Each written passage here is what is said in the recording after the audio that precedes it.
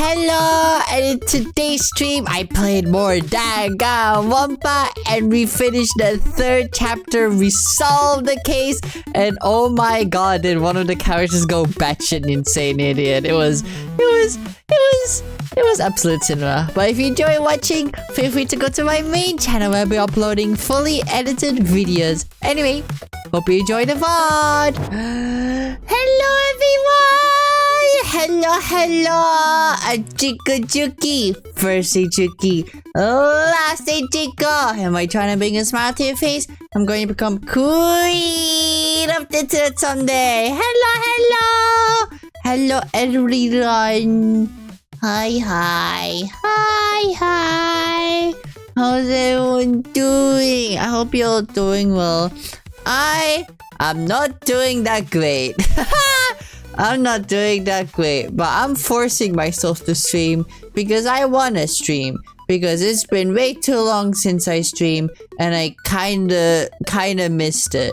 So I'm back, baby. This is my stream back. I know I nearly took like a 2-week break, and that's because like my health genuinely has been getting really bad. But I'll get into that bit. I'll get into that in a little bit, okay? So don't worry a little head. Don't worry a little head about that. But yeah, I hope you feel better in the near future. I hope so. I don't know though. Anyway, I guess I could talk a bit about how I've been and what I've been doing and stuff. Yes, we can do that, child. Should we do that, child? Listen, also, thank you for the brain cell globey, and thank you for coming by. I know you're probably not here anymore, but I hope you're having fun. Also, hello, Kaylee. Hello. But yeah, what the hell has been happening to me? What the hell has been happening to me? Well, how should we start? Where should we start? I guess we could just start since last stream, because I streamed on Halloween, and then afterwards, when I ended stream, I got ready and I went out because I was invited to my first ever uni party. That's right, chat. It was my first ever university party. Even though I don't even go to uni. I don't even go to uni. Yippee! But yeah, okay, let's get into it. So after stream, I got ready. I did my makeup. I looked all glam and gorgeous. I dressed up as a vampire for Halloween because I even had fangs. And I looked so damn good, chat. I slayed. I fucking slayed. But I didn't make my way to uni party, and I was gonna sleep over at my friend's place for the uni party because this is in a completely different like city. So I went over and like arrived at the uni party, and immediately I'm like, uh-oh, I'm not gonna fit in. Immediately I clock in, I'm not going to fit in, right?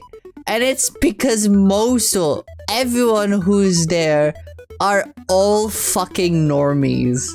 They're all fucking normies, chat. They're all normies. Like I don't want to be, but like they all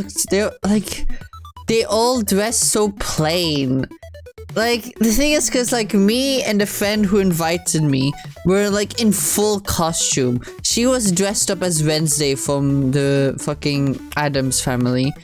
And like I was dressed up fully in vampire, and there was only this one other girl who was dressed up in like a cute like angelic like doll costume, and she looked really cute. But the thing is, everyone else didn't put any effort in their costume. They all just had like little shitty like plastic devil horns they all bought from like a fucking like general store, and that's it. That's all they wore. That's all they fucking wore. And I was like, man, they're normies. Oh no, not the normies! Anyway, I get there and immediately, like, I'm nervous. Obviously, I'm nervous because, like, I don't know these people. I only know 2 people there. It's the friend who invited me and another friend that I know, and that's it. That's all I do. But I didn't show my brother's exactly. Dress if it's a Halloween party, especially if it's a low-key one, and you know some people are dressing up. Put more effort into dressing up, cause then you look lame. What? Like putting no effort for a costume party. That's so lame. That's so lame. Anyway, I get there and then, like, I'm immediately given alcohol by the friend. By my friend, which is great. I had some wine at first. It was pretty yummy. It was pretty yummy wine. It was pretty good. And then after, like, I talked to some of them a bit. And, like, the thing is, like, I fucking, like, oh my god. Like, my introvert ass, I hate small talk. I hate small talk. They're like, oh, hey there, hey, it's nice to meet you. So, where you're from? Oh, you're from there? That's cool. Are you studying? Oh, that's sick. Like, just basic as small talk conversation. Not even going into other actual topics of, like, oh yeah, what's it about that you do? Or, like, what's it about? Like, not even asking more regarding that. Just normie ass small talk conversation. And I hated every single second of it. But obviously, I didn't fucking show it. I didn't show that. Like, anyway, whatever. Continues on it. And finally we get to the games. And the first game we played is from this card game. It's a card game called ᴊᴇɪʀᴅ. Basically, you get words like hold on, you get like words like that. Like, you get words like try evening, and like you're supposed to guess what it actually means. And like for that one it was dry heaving. Which, of course, me, the lesbian, I got fucking dry heaving. Hello, mate! Hi, how you doing? And so that was a fun game where we had to fucking just guess what the word was. It was the cute girl in the angel, like, costume. That, like, showed that brought the game. I was like, that was fun. That was a fun game. Of course, I got all the lesbian ones. But anyway, that doesn't matter. Hi, Guppy! Hi. Can I get a shout out for Guppy? Also for Glopy too, because they were here earlier. Anyway, as I say, we played ᴊᴇɪʀᴅ. We then played Charade, which that one was kind of boring. That was kind of boring because, like, I don't know. Like everyone just picked the easy things to charade. Like, for example, like, ooh, reading a book, sitting down. Like, and so that was kind of boring. But then after, I think we played a drinking game. Because, okay, by that point, I had already drank 1 cup of wine and 2 cups of rum and coke. So I already drank a lot and I didn't want to continue drinking. But then they said, oh, let's play a drinking game. And I was like, fuck, I already drank a lot. I don't want to drink more. But I gave in. I got another cup of rum and coke. And then I think the drinking game is called Devil's Circle or something. I miss my regular Guppy Juki because of stupid connection. No! I'll do this again. Guppy! There you go. Are you happy? Anyway, it was a game called Devil's Circle. Basically, there was a set of cards in a circle on the table. And, like, you had to pick one out carefully without breaking the circle. And so once you did that, you picked up a card, and obviously it was like either a queen or a number or whatever, right? And depending on what you got, depended on what you had to do, basically. Like number 5 would be that all the women take a drink. Number 6 would mean that like all the men would take a drink. Number 4 was that you make a rule, I think. Or was it the fucking... No, I don't think it was number 4. It was basically a different rule for a bunch of other things. And basically, obviously, all of you... That's all critical. It might be King's game. I don't know. But basically...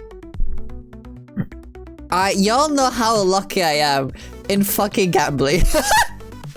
So every single card that I pulled, I was really fucking lucky. The first card I pulled was a queen. And basically what the queen means is that if you ask someone a question, that they have to have a drink. And I took advantage of that. That was really fucking funny. Because basically, like, I pulled the card. And immediately, because I didn't know what it did, I asked, hey, what did this card do? And then, like, someone answered. And then, like, they realized, fuck, they answered my question. And so they had to take a drink. I was like, that's really funny. That's really funny. And then, like, I was so fucking evil in the chat. Like, my friend who was sitting right next to me, I immediately looked at them. I acted like as if I was concerned. I was like, hey, are you okay? You look tired. And they were like, yes, I'm okay. And then I pointed to the drink because they answered my question. I was really fucking evil. I'm only hearing single syllables. That fuck stupid question. Connection. No, I hope your internet gets fixed soon. Also, thank you for the resub. Thank you for being subscribed for 2 months, Guppy. Thank you. Ooh, you make the silly number on the top corner go up. Ooh. But yeah. But so it's really evil. And also the next card I got, like, I got a queen again. And I can't believe they fell for this. I asked my friend again, hey, what does this do again? I forgot. And they so innocently answered the question. And the second they realized, when they saw my smile, they fucking realized. And they were so fucking... I rage baited them so hard into answering all my fucking questions. It was so fucking funny. It got to the point where they stopped talking to me. So the game kept going. I kept on drinking.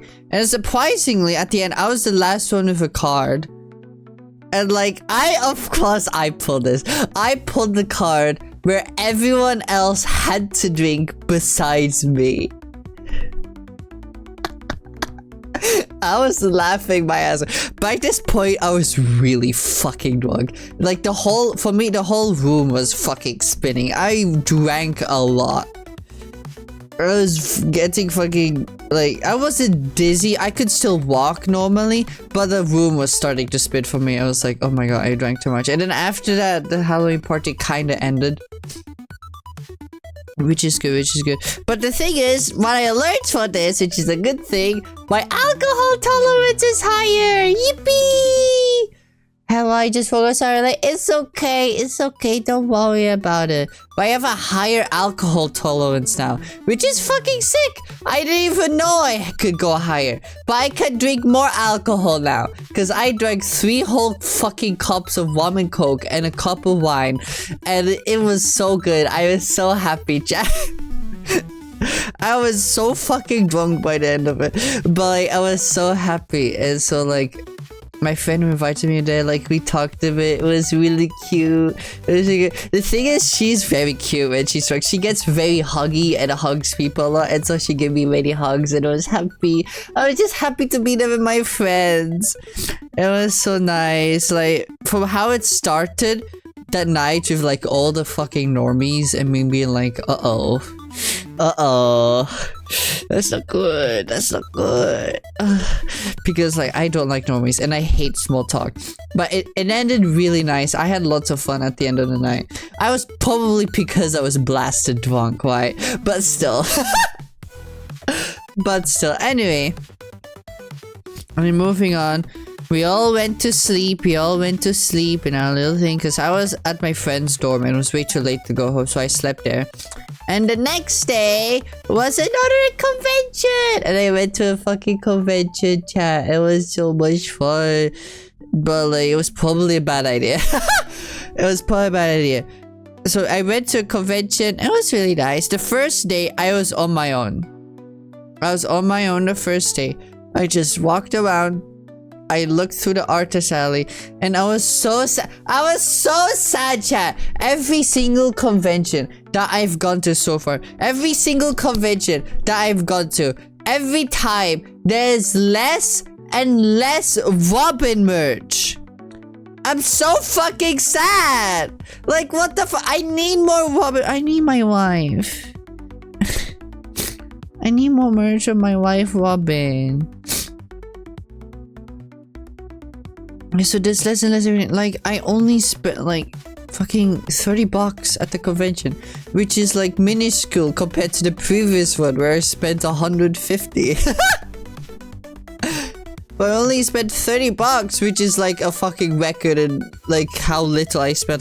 Cause like there was barely any Robin merch. I am planning to go to Dokumi like next year though. Hopefully. So hopefully there'll be a lot of Robin merch because like it is the biggest artist alley in Europe. I'll buy all the Robin merch there.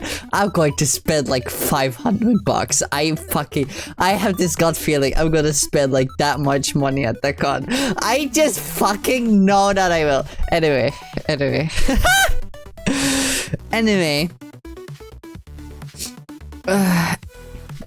Anyway, so I was sad. It was the convention. There was not much Robin merch.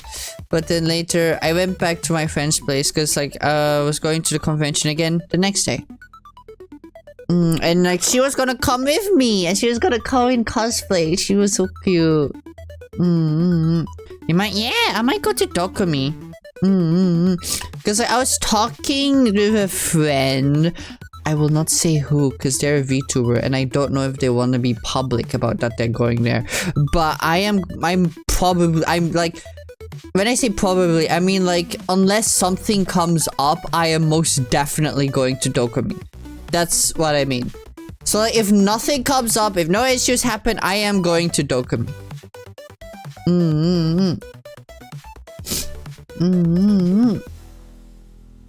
But yeah, so I might go to Dokumi next year. Thing is, I might go and cosplay because like my friend wants to do a duo cosplay with me, but I'll have to see if I can buy it and order it in time. Oh yeah, so the next day I went to the con again. I just kind of just walked around with my friend because like I had already went to the artist alley. There was no really anything else I wanted to see. And so I just kind of like followed her around. But then that's when the problems start to happen. Ooh, that's when the problems start to happen, chat. My health issues began to catch up to me. And for those who don't know, it's like, well, for those who know, all of you don't know. Basically, every time I've gone out so far, my health has just gotten worse. It's almost as if doing the physical activity of going out does damage to my body, and I don't know why. Because like every time I go out to somewhere, like after I've rested, I never fully recover to what I was previously before going out, you know? And the thing is, I was fucking stupid. I should have been more careful. I shouldn't have gone both days. I should have just gone home the first day and then like fucking rested at home. But of course, I was like, oh, I want to go with my friend. I want to spend time with him. And so I went to the con. And I was in so much fucking pain, chat. I was... My health is not good. My health is generally getting really bad, and it's getting to the point where I don't know where my health is going to be in a year from now. But hey, at least I had fun at the con. Afterwards, after the con, it took me a week to just have some energy back. And obviously, like, I'm not as good as I was before going out for Halloween, right? So, like, I'm still really bad right now, physically. But I then went out the other day to town because I had a psych appointment. And then, like, immediately it kicks in how bad my health had gotten and that I genuinely pushed myself that weekend. Where just being out 30 minutes outside, walking, going to where I need to, I already started feeling very physically sick and unwell. Which is not normal. Just 30 minutes. 30 minutes. 30 minutes for being outside, which is not normal and is a really bad sign. Teehee. Teehee. But yeah, I survived. I'm a tummy ache survivor, chat. Woo! But yeah, regarding my health, in December, I am going to see a neurologist. Because, like, the thing is, like, the doctors don't fucking know what it is. They don't fucking know what it is. Like, they do all the fucking tests, but, like, they cannot find anything. Like, they did blood tests, they did, like, fucking physical exams on me, and, like, different things. They checked my gut to see if it's maybe my fucking autoimmune that they know that they have, but it's not that. And so it's till the point where they don't know what the fuck it is, and, like, they're, like, think, like, a fucking neurologist only can help me now, because, like, if it's nothing obvious, they're like, it might be an issue with my brain. Which is, that's fucking terrifying, right? That's fucking terrifying to be told that. But anyway, I am going to get the help that I need, and, like, I'm also working on getting my disability benefits because I am fucking very physically unwell, and I don't know how much better my health can get, but we'll see. We'll see.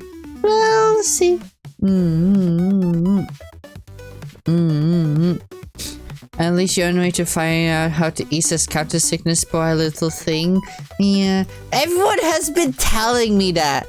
Like, saying that one thing, like, oh, you poor thing. Why is every person saying that? My IRLs are saying that. You said that now, Tamaki. Like, my friend that I've been hanging out a lot with lately has told me that. I was like, oh, you poor thing.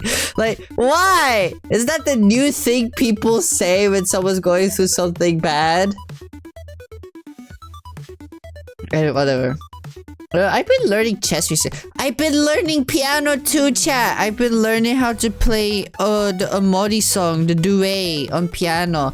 I've been getting good at it. Maybe someday I'll show on stream. Oh, hi, what are we ranting about? Why not we ranting about what I've been learning lately? But we're also about my health, because my health is bad. But welcome in P973. I'm just gonna call you P because that's funny. But be sure to read the rules because my stream is 18 plus. I'm JinkoJuki, go by Juki. Hope you enjoy your stay here. Because we're privileged that we don't have an extreme, like. The thing is, like, I don't like to think of it that way. Why? I don't like to think of it that way where, like, my health is extreme, but, like, it is extreme. But, like, I don't want to think, like, because, like, obviously, I want to be normal. Why? I want to be normal. I just want to go out, like, do normal shit like everyone else, but I fucking can't! P is pretty cool. Same P as Peanut. Lol. I've been called names. That's so Peanut is cute. Oh my god. But I'm calling you P because that's funny. You're the P now. Oh my god, you're P. That's why your name's yellow. Ooh. Anyway. Yeah. Yeah, health bad, but what can I really do about it? At least it means that, like, because, like, I Because the thing is, at this point, I definitely do have something else, right? They just don't know what yet. I definitely do have something else. And the doctors just need to figure out anything like that proves even more to the government that I am fucking disabled. Which means I'll probably get benefits for that pretty soon. Hopefully. Maybe. I don't know. I'll see. Hopefully. Because like I definitely won't be able to hold a job with how physical well I am. But at least, chat, at least that means I'll be able to stream more. I'll be able to make more content for all of you. I'll embrace the penis of this nickname with dignity. Hell yeah! Hell yeah! That's pretty cool, bro. That's pretty cool. Agent P, Doofenshmirtz plotting once again. Oh my god. Perry the platypus? Oh my god! Probably some kind of stramoinator. What the fuck is a stramoin? Stramoin? What the hell is that? Am I stupid, baby? Stramoin. Meaning. It has no meaning. Oh, streamonator. No, I just can't type. Oh, I'm also stupid for not realizing that's what you meant. By your help. I've been learning Omori on the piano, like the duet song, and I've been getting good at it. I can do a whole specific section of it without making a mistake, which is so peak. Which is like, but the whole chat, oh my god, I cannot say on stream why I'm learning it though, cause like, it might be fine. There's like, no, I'm not gonna say it, never mind, it's too embarrassing. Anyway, chat. Honestly, not far from the thing is, my voice is too high pitched for Doofenshmirtz. Cause like when you're like, oh my god, that's like my Monokuma voice, right? I don't know, like, oh my god, hi Sticky! Hello! That's the emote artist, guys. You see the emotes and the chart? They made it!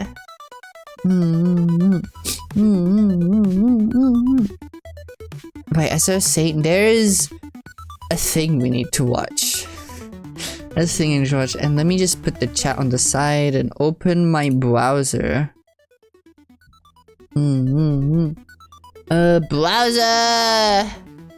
Browser!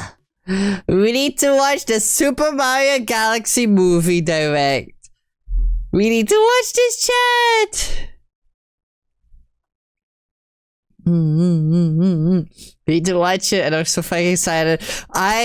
It's 7 minutes long, so like I don't have much hope that they announce Mario Galaxy 3. Because like when I saw this direct was going to happen, I was like, please announce Mario Galaxy 3. Please fucking announce it. Because Mario Galaxy is my childhood. I love it. It's my favorite game as a kid. Well, Mario Galaxy 2 specifically. Mario Galaxy 1 was fucking ass with the gameplay. But Mario Galaxy 2 was so peak. I'm so excited. And so we'll watch the direct. Hee. Can y'all hear? Yeah, y'all can hear. Is it loud? It looks a bit loud. Is it? I'll lower it a bit. Is that better? Yippee! Nintendo Direct, baby! Super Mario Galaxy movie. Everyone. Hi. I'm Shigeru Miyamoto from Nintendo. Today, I'd like to show you the first trailer for the second Mario movie, the Super Mario Galaxy movie. I'm so excited. This time, Mario will embark on a journey into space. 1080p. When we announced the movie title this past September, it was well received by many people from around the world.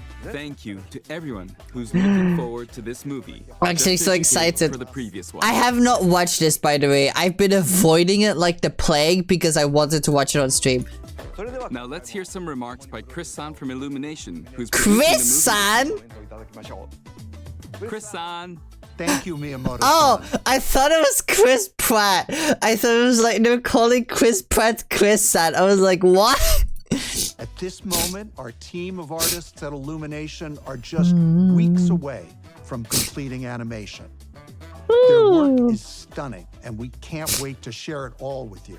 I'm so excited. This movie is my Working side by childhood. side with Nintendo, we are bringing an incredible range of characters to the big screen. What will happen first? Sony giving us Bloodborne or Nintendo giving us Super Mario Galaxy 3? Super Mario Galaxy 3. I need Super Mario Galaxy 3 to be real. From iconic favorites to deep cuts that longtime fans will recognize. What you're about to see will give you a glimpse of the team's outstanding work. Thank you, Chris-san. Okay, thank you all for waiting. Let's press the start button.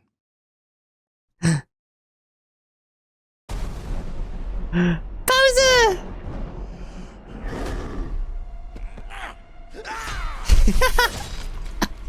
What? What is he doing?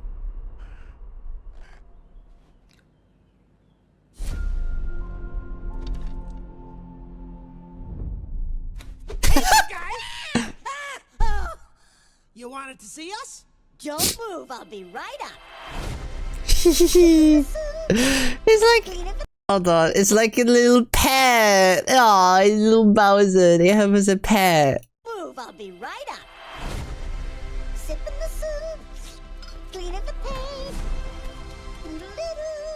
He's so small. And also trim the bonsai bush. Here we go.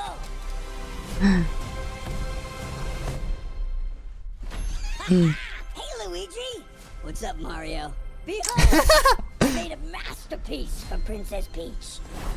What do you think? Love the colors. It's trash.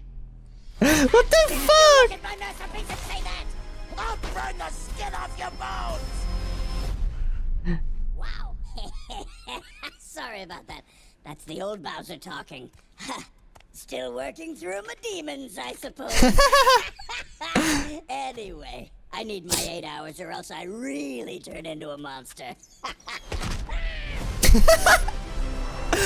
Okay. What? Okay. Uh-huh. What? Odyssey? Huh?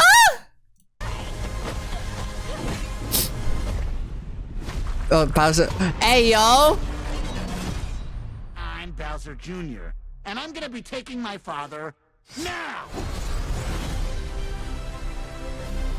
What? Okay. Princess Rosalina, you're coming with me. Rosalina! My lesbian awakening as a kid.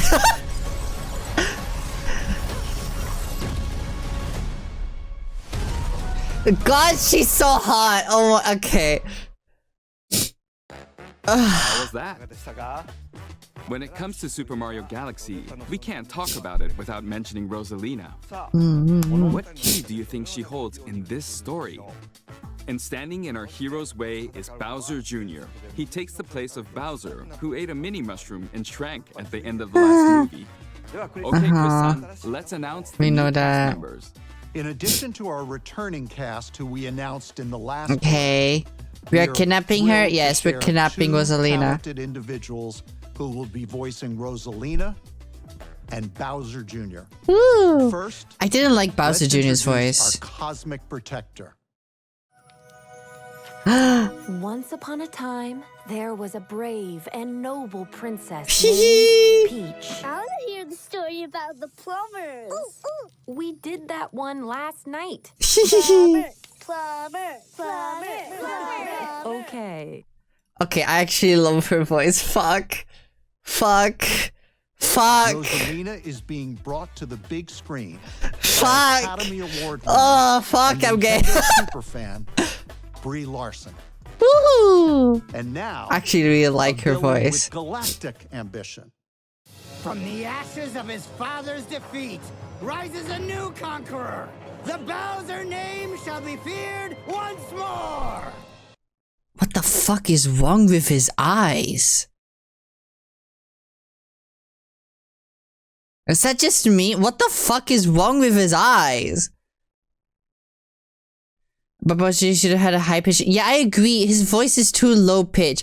It's like a teenager-y voice, but it's too low pitch. He needs what eyes white? White?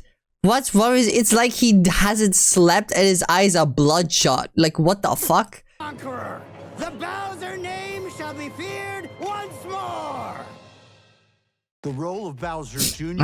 is being played by... Whoa! Chris-san, if anyone's gonna be announcing Bowser Jr., it's gotta be his papa. The floor is all yours. Hello, Jack Black. Chris-san. Hello, Nintendo Direct. We have royalty in our midst. He is the heir to the Koopa throne, a rowdy little vandal, an uncut gem. He's Benny Safdie. And I don't know who this is. Papa proud. I have to say, I am so excited. The Galaxy is going to be the inspiration for this movie. Everyone knows it's the best video game of all time. Yes! Yes! Thank you. Boys, when I told them I was going to be in Galaxy, they were like, no way, it's going to be Galaxy. I'm like, yeah, I love Jack Black. I love Jack Black. You're amazing. There's kids all over the world saying that. How special is this title? I can't wait for everyone all over the world to experience the sheer creative magnitude of the characters, worlds, and sweet, sweet score of this film. Chris, can I please be the one who throws back to Miyamoto-san? Like I could stop you? You couldn't. Back to you, Miyamoto! I love Jack Black. I'm back. That's great. I'm looking forward to seeing Bowser this time as well, Jack-san. Thank you, Jack-san and Chris-san. Please look forward to Brie Larson as Thank the you for the elegant follow. Rosalina and Benny Safdie as the mischievous Bowser Jr. You can find the latest info about the Super Mario Galaxy movie on the smart device app Nintendo Today. So holds in this story. Direct. Weena? Upon a time. Okay, I need to rewatch the part where it wasn't later. Sorry, chat. Introduce our cosmic protector. Once upon a time. God, I love her. A noble princess named Peach. I want to hear the story about the plumbers. We did that one last night. Plumber, plumber, plumber. Okay. She's so pretty. Oh, I really like to get. Yeah, Rosalina was my fucking lesbian awakening.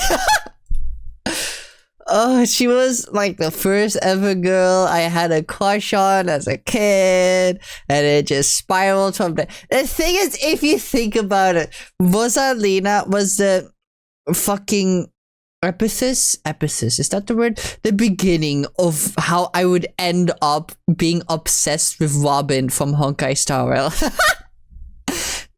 They're basically the same person, except she's an idol. That's the main difference, right? Like, she was the fucking awakening.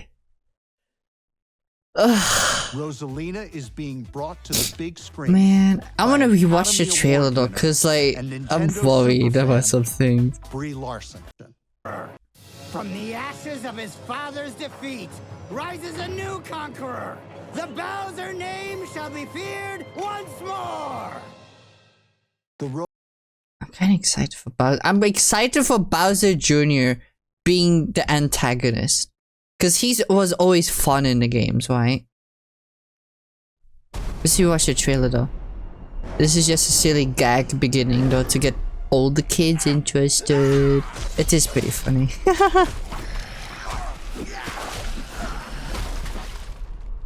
Like, I love that they make. I love how artistic they make Bowser. Like that he's good at piano, that he's good at painting. It's really funny. Hey, guys! You wanted to see us? Don't move, I'll be right up. Sipping the soup. So I love that they gave him a proper like place to stay into. That's so funny. Don't move, I'll be right up. Sipping the soup. I'll be pausing since we already watched it, by the way. Boodle-doo, boodle-doo. And also trim the bonsai bush. Here we go. Okay, wait, what's here? There's different paintings. Another one of Mario, another one of Peach, another one of Bowser. Bowser, Mario, Bowser. That's a Koopa. Those are flower. Wait, what game is that? Isn't that from Yoshi's Island? No, like the Yoshi game. Is that where it's from? Also, wait, let me go back. Is there anything? It's made of cardboard. That's pretty funny. There doesn't seem to be any references here. Oh, are there any paintings here? No. Here's the piano that he always plays on. And also trim the bonsai bush. Here we go. Oh, is it? Hold on. Here we go. Hold on, wait. It's even his little Koopa clown. Ah, okay, that's cute. Hey, Luigi. What's up, Okay, wait. Also, I love how he likes Luigi a lot, but hates Mario.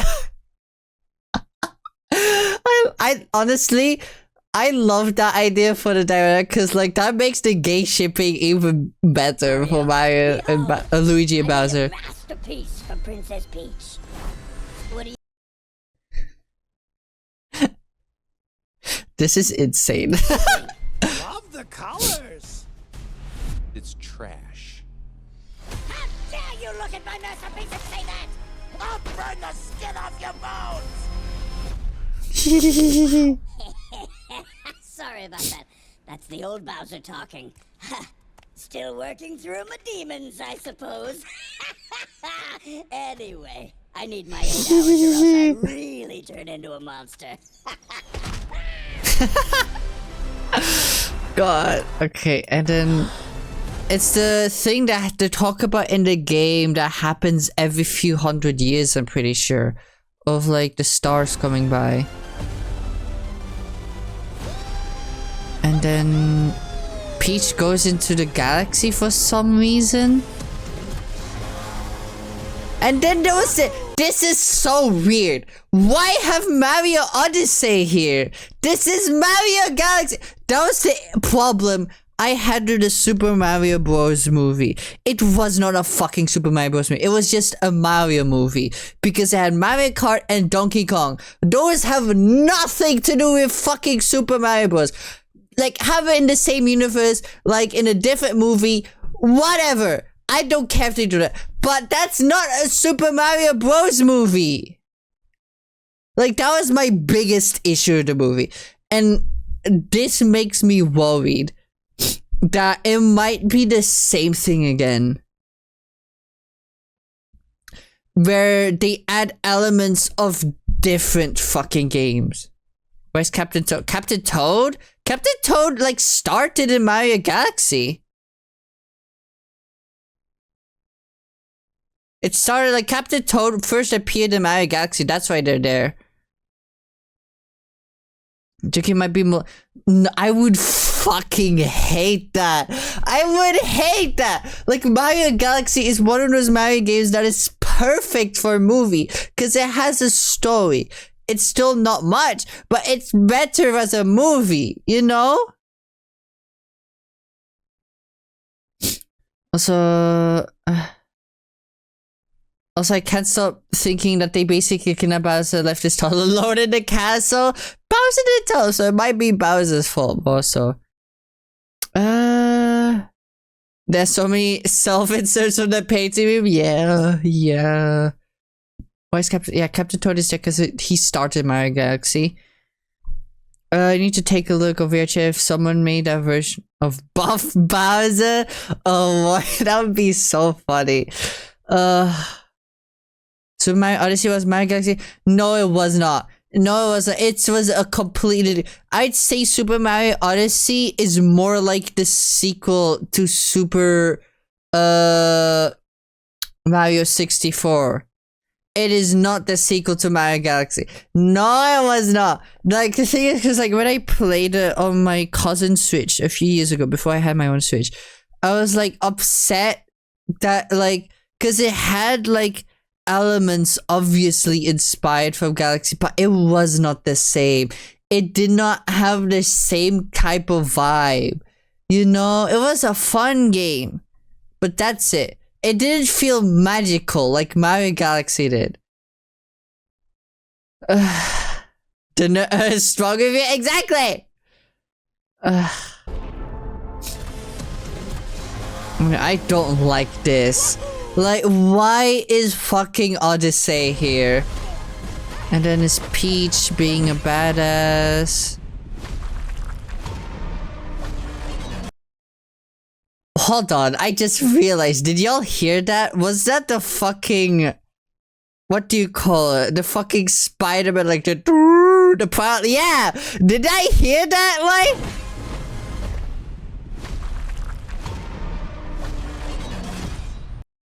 Did I hear that one? That's the Prowler theme! Anyway, it doesn't matter. I actually really like this for Bowser Jr.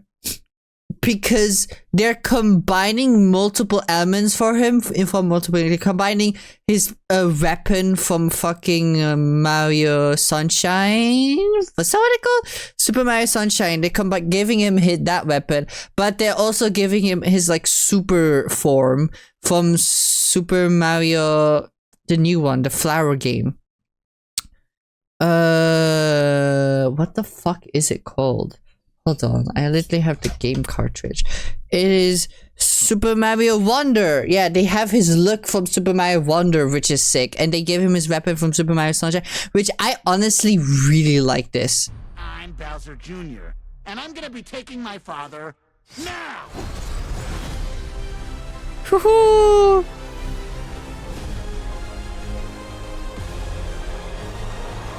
I was watching it too and I heard, I was like, hold up, Prowler theme.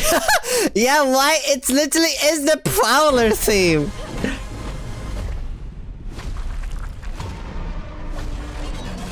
That's the Prowler theme.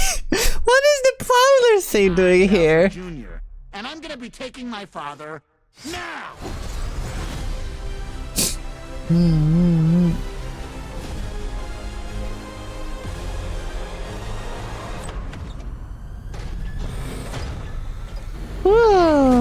Princess Rosalina, you're coming with me.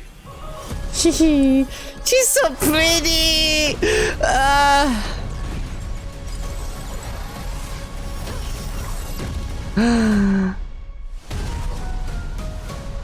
God.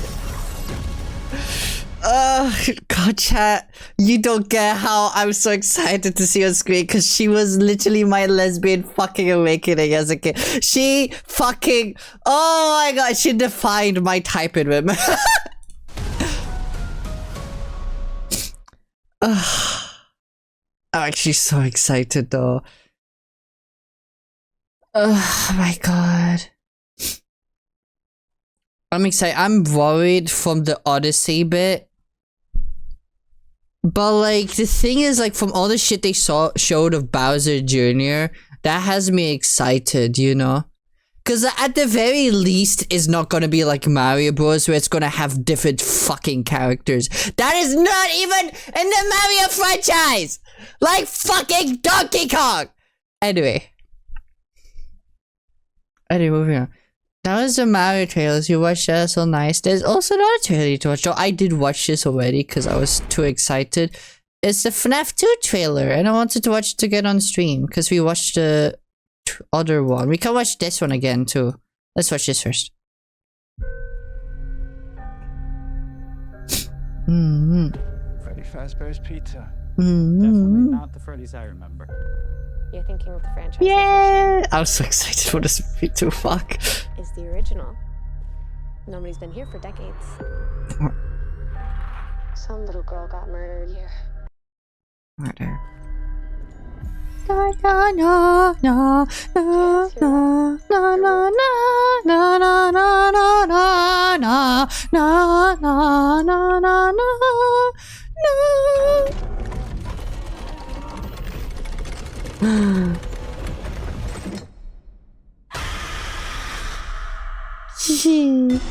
God, I'm so excited. This movie is gonna be insane. Being normal? I think we've come pretty far, considering what we've been through. How's Abby? Some days she's good. Some days she misses her friends. This story that you're gonna fix those animatronics. It's only giving you false hope. So excited. Can any of you hear me?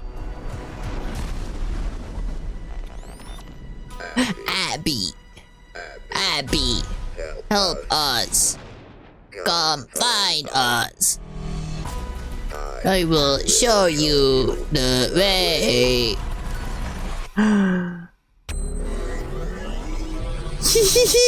God. Oh. Evil has left Everywhere. the building. Where are you gonna run? I'm not done with you. Hold on. What did they say? I'm not done with you. No. I'm gonna want to. I mean, gonna want to. Who says that? I'm not done with you.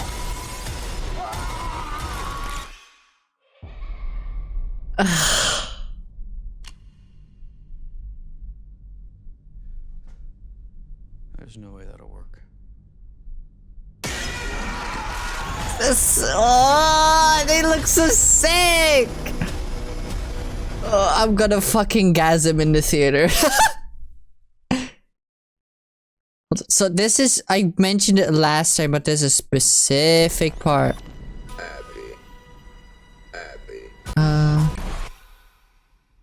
I was over here. Where? Where are you gonna I'm not done with you. No, was it in the beginning? Where was it? Like being normal. I think we've come pretty far, considering what we've been through. Is it not here? How's Abby? Some days she's good. Some days she misses her.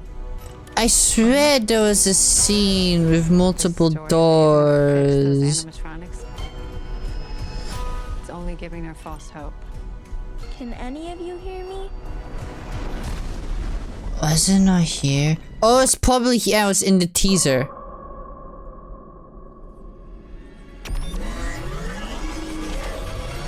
Welcome back.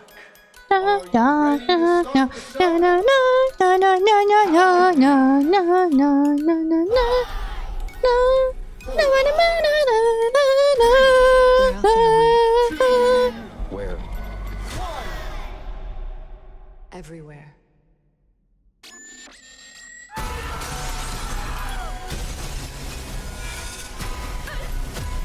Yes, that scene. This scene with the doors. Cause for those who are a big fan of FNAF like me, you may notice this looks like the exact same corridor in the minigame in FNAF fucking 4.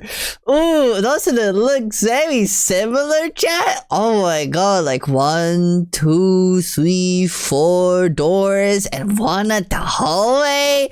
Oh my god, and look at that, it's William after.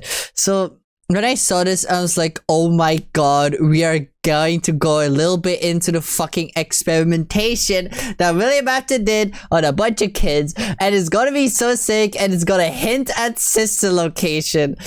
And then this trailer came out, proving my point, proving it. Hold on, you'll see.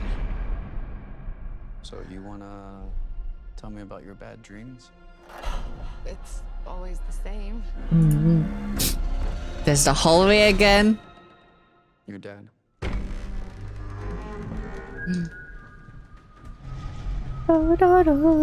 See, why?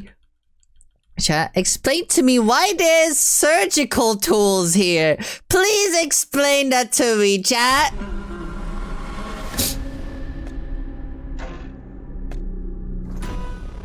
We're never gonna be able to go forward until you deal with some of the mess you left in your head. My father was a monster. You know that. Everyone called it an accident, but it wasn't until years later when those 5 children went missing that I knew she was murdered by him.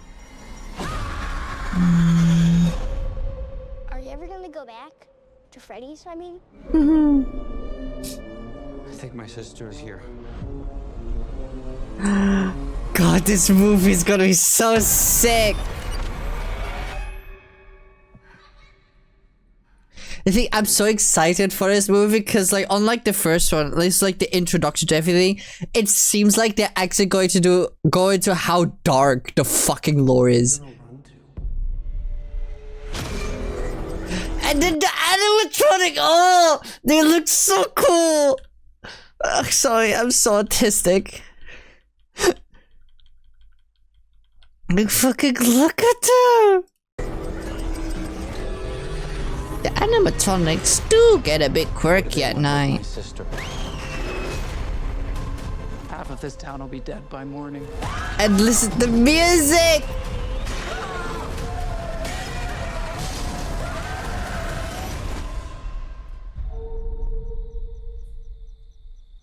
Oh god, I'm so excited for this movie. Oh my god. Like, hold on. Where are you gonna run to? What do they want with my sister? Half of this town will be dead by morning. Oh, not this.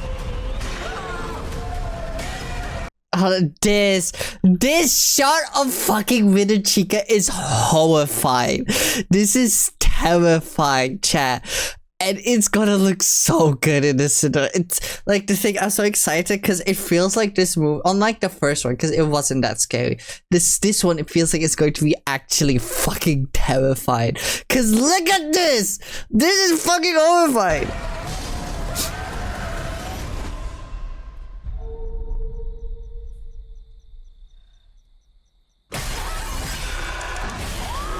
And the mangle too. I cannot tell which animatronic I'm more excited for, Mangle or Ritter Chica, because they're both so sick designs. I love both of them. They're both so horrifying. Oh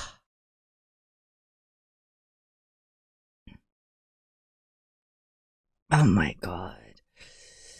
I'm genuinely so excited for this movie.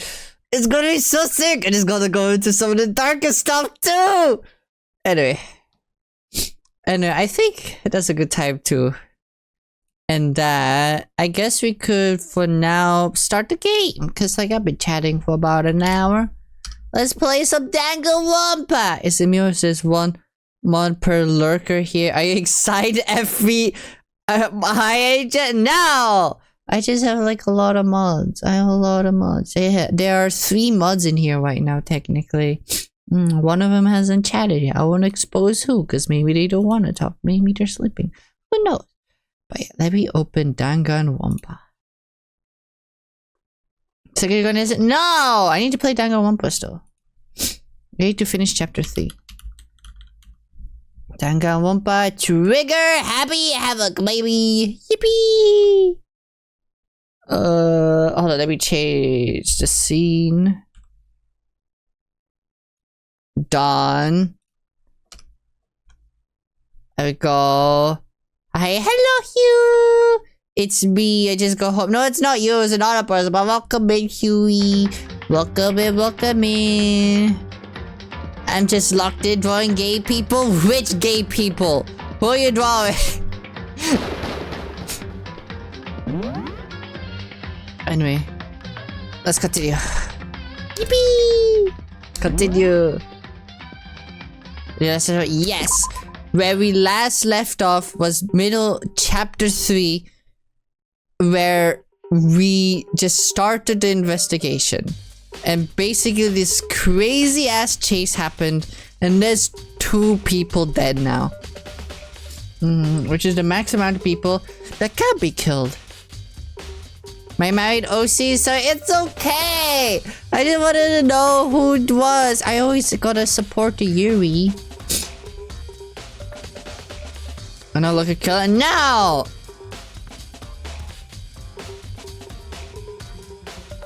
but you're sick by not telling? Hey, shut up! Shut up! Of course, talking about the cover. You're so real for that. You're so real for that. Anyway, is it better check the Monokuma file? The victims were Hifumi, Yamada, Keitaka Ishimura. The cause of death for each was a blow to the head. It is thought that they were both killed with a similar weapon. That's it? Very strange. Yeah, that's strange. We got less information this time than before. There's no problem. After all, the events of this case unfolded before our very eyes. We should know more about what happened on the Monokuma file could anyway. Maybe. Well. There's something else that's bothering me. Someone else has been missing for quite a while. Yes! I need to recap again. There was this weird fucking chase scene. 2 people got whacked in the head by this hammer justice guy. He looked kind of quirky and kind of silly. And then... yeah, and then the bodies were moved around a lot in a way that we can't really explain it. At least not yet.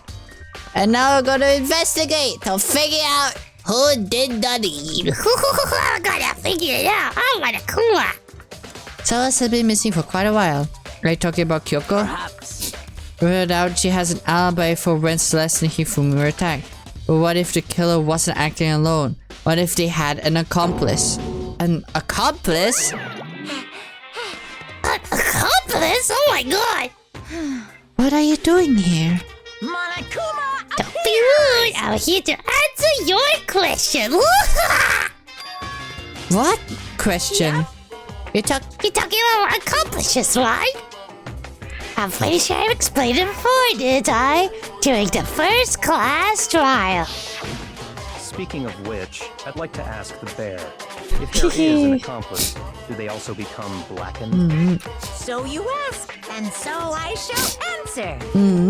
Each murder is allowed to have an accomplice, but only the one who does the killing will get to graduate. So in other words, 2 people can work together, but one of them has no chance of profiting from it. Yes. Then there's no way anyone would work together, right? In other words, so basically, you could be an accomplice if you want, but there's no gratification in it. So then... So you're saying nobody worked together this time either? Hey, So you can't answer that. It would have sucked a free exchange of information between you guys. I just want to make sure you don't forget, no matter how much you might assist in a murder. Only one blackguard can graduate. An accomplice gets nothing. So in other words... Then we only need to figure out who that one blackened is and that did the killing, right? Just like normal? Well? Okay. Let me take this opportunity to clarify the whole shebang. In this class trial, what you need to determine is the one true blackened who devised the murder plot and put it into action. The true blackened, so just one person? Well now. That's enough of expertifying. And it's down to the final battle between all of you. And the blackened. Good luck to all the contestants.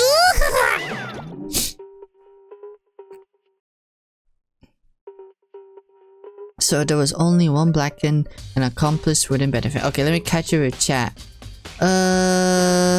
Please don't leave me with all those mods. Why? Why are you scared? Why are you scared, P? Why are you scared? Joanne's already gonna say I will do some mods by one already. I just hope I'd say Juki is gay and stupid. Stupid? Also, I'm not cute. What the fuck? Dead. I don't think I can manage the other 6 though. Nah, you'd win. Peak. So peak. Actually, it's 4. So I was like 1 per lurker. Oh my god. If I'm here, it's 3. Kaylee's gone at the one. Okay, challenge. Okay, you don't have to list name and address of each of them and another side of the word, so your odd isn't much better or less. Ooh. Why are you pointing the gun at me? So you take stupid over... No, I don't! I'm not stupid or cute! Shut the fuck up! Anyway. Then I can see anyway Kyoko will be connected to this case after all. You may be right. If that's true then, Kyoko, where are you? However... As long as she's not connected to the case, it doesn't matter. Let's get back to the investigation. Indeed. I have absolutely no doubt that Hiro is responsible. But for the time being, I suppose it can't hurt to pursue further information. So, You know, don't you think we should consider someone a suspect just in case? I'm talking about the murderous fiend, Genocide Jack. What? I'm offended! Yeah! So, when did you... I've been looking over for you, Master. When I woke up, you're nowhere to be found. you SOB! Anyway, you there, milk sack swimmer girl. Milk sack? You've gotta be kidding! Why do I gotta be a suspect? What the heck? Well, I mean, you are a serial killer. So what? I'm like a special guest suspect every time? I have an alibi, you know? She's right about that. When you heard Hifumi scream, she was with me. And when the bodies disappeared, she was still lying unconscious in the equipment room. Plus Taka's body aside, I can't imagine any way she would have been able to move Hifumi's body. Yep. Besides, I'll calculate every move I take. I'm not gonna kill someone. Everyone knows what I look like. They don't call me the murderous fiend for nothing. What are you saying? That's not the kind of thing you should be bragging about. Let's see. On another topic, should we post a guard by the bodies like before? We can't have them disappearing again. So then... Hina and I can handle that. You don't mind, do you, Hina? Sure, I'd be totally useless on the investigation anyway. It's all clear now. Then that's that. Let's begin. Yippee! This whole thing is so strange. All but one of us has an alibi. So figuring out who did it should be obvious, right? But maybe it's just me. But I don't think it's going to be as straightforward as it seems. Ooh! Monokuma file has been added to the truth bullet section of your handbook. Let's go!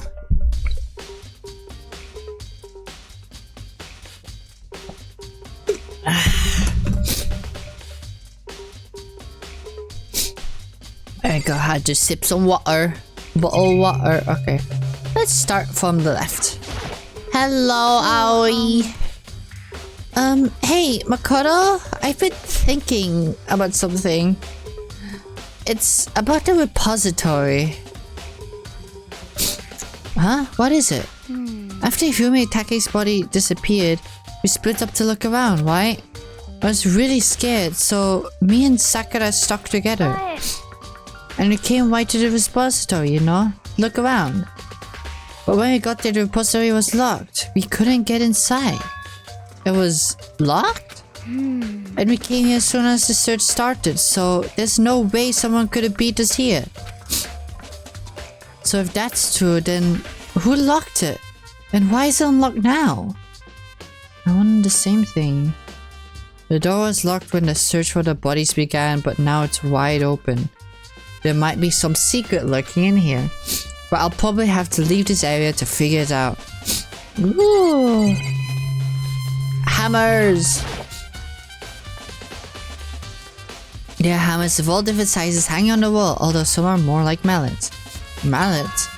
Could the justice hammers have been designed using these as a model? Either all these hammers have obviously seen a lot of use. They're all covered in debris and chalky stone powder. Wait. For some reason this one hammer isn't dirty at all, it's red. Did someone wash it recently? Ooh! Ooh, it's a little secret. Spotless hammer has been added to the truth bullet section of your handbook. Interesting. Let's look at the body. Taka, he'll never move again. According to the Monokuma file, Taka died from a blow to the head.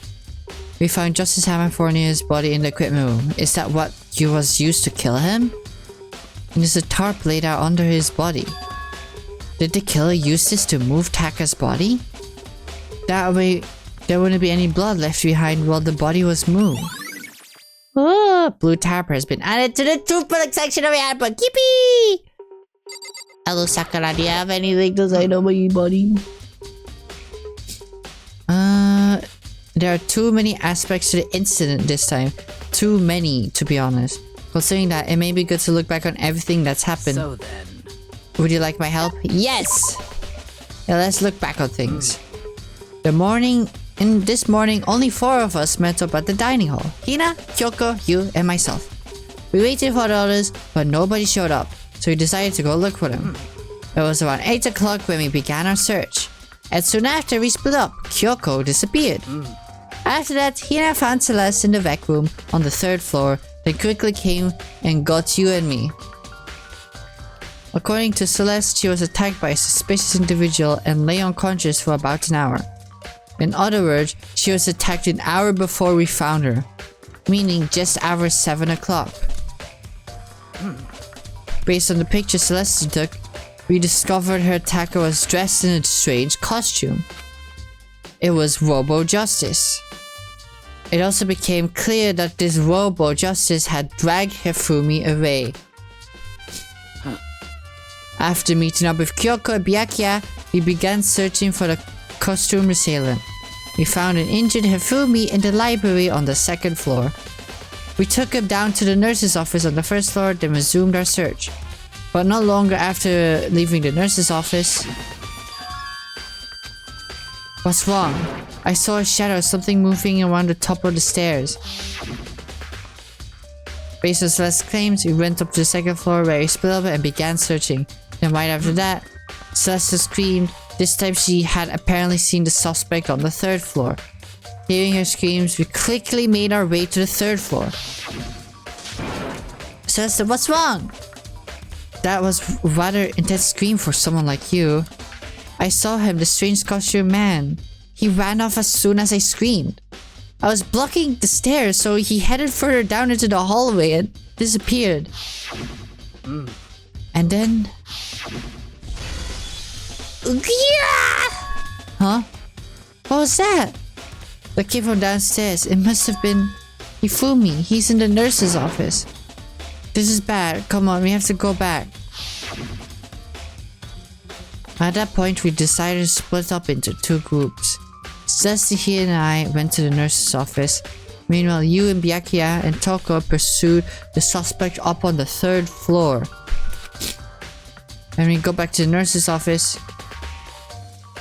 we found Hifumi's corpse, which is also when we heard the body discovery announcement play. I left Celeste and Hina alone and headed back to the 3rd floor to tell the others what had happened.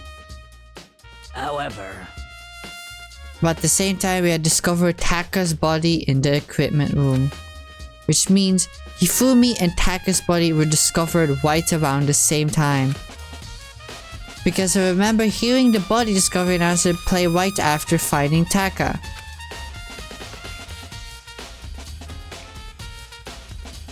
And that's when I showed up and told you and Byakuya that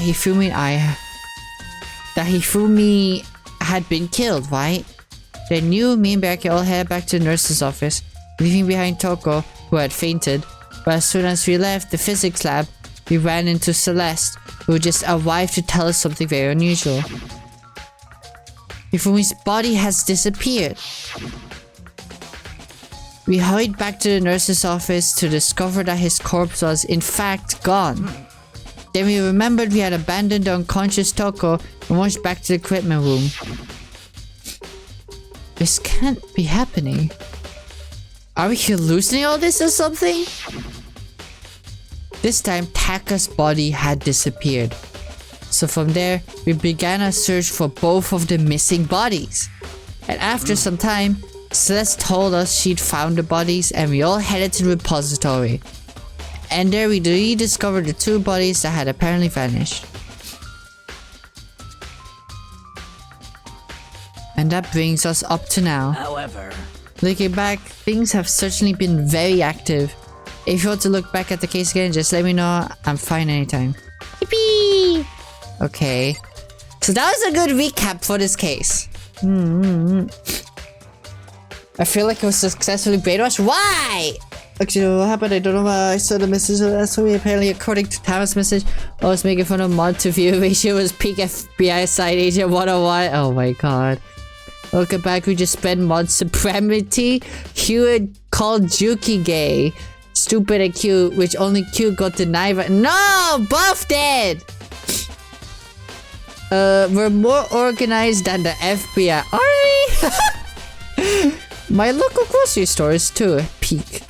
Nabochilla got only so many followers to give. Oh my god, and it does it 2 more times. I will explain the shifting size. What do you mean? Well, that was talked. There is anything else? This is here. It's a dolly. It doesn't have a handle.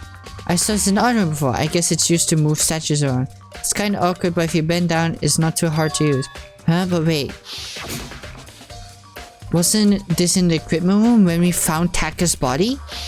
Ooh! And look at that reel. There's a blood stain on it. So there's blood on the reel and the dolly was moved from the equipment room to the repository. What's the explanation for that? Ooh. Anyway, let's look at Taka's body. Taka's body? No, Hifumi's body. Hifumi's big, cold body laying on the floor. His... Okay, you don't have to say that, Gabe. Jesus Christ. I mean, how on earth was able to move someone so big? With the dolly. For the nurse's office where he was discovered here, the repository. All the way from the 1st floor to the 3rd floor. And all without anyone noticing. How the hell? It's no good, I just don't get it. I can think about it later. For now, I have to finish investigating Hifumi myself. If I remember correctly, Hifumi's fatal injury was a blow to the head. Probably from Justice Hammer 3, which was laying on the floor in the nurse's office. Huh? Wait. Something's off about the body. Why am I getting this feeling? Something's different. Something about Hifumi's body in the nurse's office versus his body right now. That's it, his glasses. When his body was in the nurse's, his glasses were covered with blood. But now they're completely... What? Huh? What? Huh? Why? Does there mean someone wiped his glasses off? But who would do that and why? Hifumi's glasses have been added to the truth bullet section of your handbook. That's so weird. What? Okay, do you think Hiro really did it? I don't see how anyone could think otherwise. When the attacks and murders and disappearance all happened, every one of us had an alibi. The last thing Hifumi said when he died. It was, yeah, he said Hiro's name. So in other words... Then there's no room to suspect anyone else. Okay, but if he did do it, why would he hide his identity with that weird costume? Maybe he thought that no matter what's happened, he'd be safe as long as his face was covered. Because he's the fool of the century, you see. I mean, he is kinda dumb. But do you really think that's enough to explain it? I feel like there's a clue hiding in there somewhere. And is that it? That's all that bothers you about the case? Well, no, there are a few other things. Like, why did the killer try to hide the bodies? They probably figured that if we couldn't find the bodies, we couldn't complete our investigation. But if that's the case, we found the bodies pretty easily, didn't we? Again, it comes back to the fact that the culprit was a Mohawk. Is that really all there is to it? The other thing that bothers me is, why did they bother killing 2 people? What? Because all the rules says if you can kill someone and get away with it, you graduate, right? So if you're the killer, your #1 priority is not getting caught. But killing 2 people means more clues! More chances you'll be found out! Big brain Makoto! I find it, but I forgot it got there, so stream is refreshed. Yippee! I see. Hold on, perhaps... I see, so that's what that means. Is everything okay? That's enough. Don't talk to me as if we're friends. Huh? What's with the attitude? But you have my appreciation. Goodbye. It's actually, I might have some fun with this after all. Ooh! His mysterious words hung in the air as if he left the repository. He talked as if he'd figured something out. But if he did, would it have killed him to tell me what it was? Why would you kill 2 people? I don't know. I wouldn't kill anyone. There's only one way out through the door that Hina said was locked before. There's definitely a lock on the door, but it can only be locked from the inside of the repository. I don't see any way to lock it from in the art room. Door can only lock from inside the repository, which makes me wonder. He and Sakura confirmed that the door was locked after he started looking for the missing bodies. And the door is designed so that it can only be locked from inside the repository. In other words, when Hina checked it, someone had already gone to the repository and locked the door. When they were done, they unlocked it and left, which is why it's unlocked now. But Hina claims that there's no way someone could have beaten them to the repository. So that certain someone... Repository... Ooh! Wait, but yeah, then who? There's gotta be a clue around here somewhere. Maybe I should check somewhere else. There are some places I already know about. First, the nurse's office where Hifumi was found. Then the equipment room where Taka was found. Okay, let's go. Yes!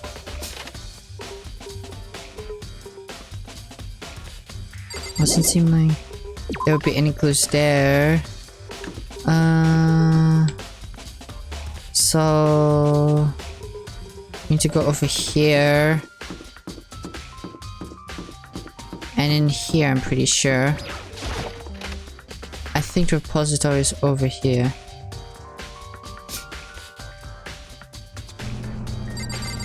Boop. Let's go.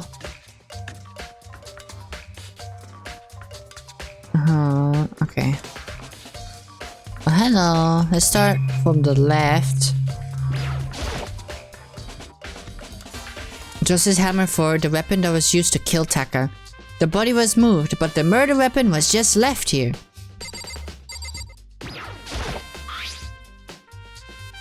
There's some kind of tire mark going through the pool of blood in the middle of the room. That reminds me about the dolly in the repository. There was blood on its tire. Could that blood brief have come from here? Assuming that Taka's body was moved from the equipment room to the repository using the dolly. Both rooms are on the 3rd floor, so that should definitely have been possible.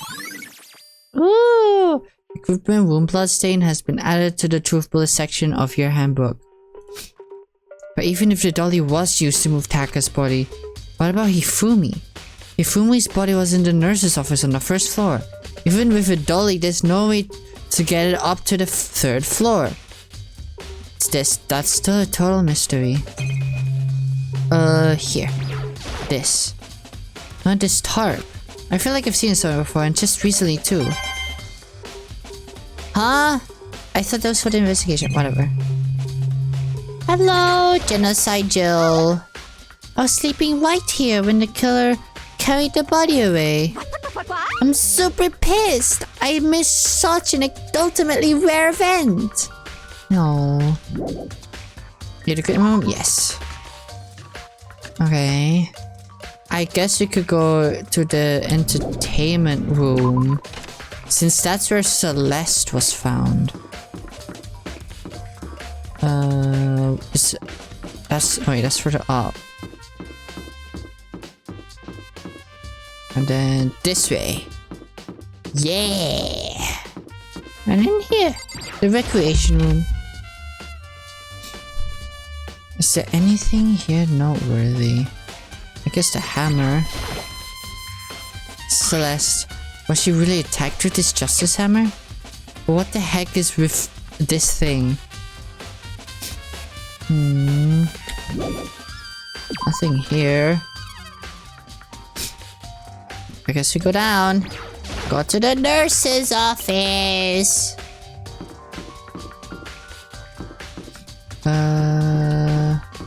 This way. Yeah, let's go. Yippee! Nurses on my ass!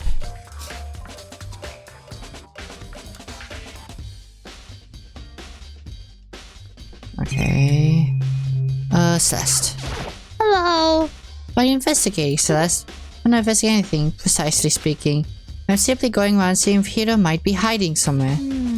What about you? Oh, you know, I'm just checking this and that. The main thing on my mind is how someone could have moved Hifumi's body. How Hifumi was moved? When it disappeared, you were supposed to be in the nurse's office, right? Yes, indeed. Correct. Hino's not feeling so I stayed behind to look after her. But she seemed to be getting worse, so I took her to the bathroom. And when you got back, the body was gone? We could not have been gone for more than a minute or two, though. Yeah, Hina said the same thing. So then, the killer was able to get in and move Hifumi's body in that short amount of time? Indeed. It would seem so. To carry someone as big as Hifumi in only a couple of minutes is...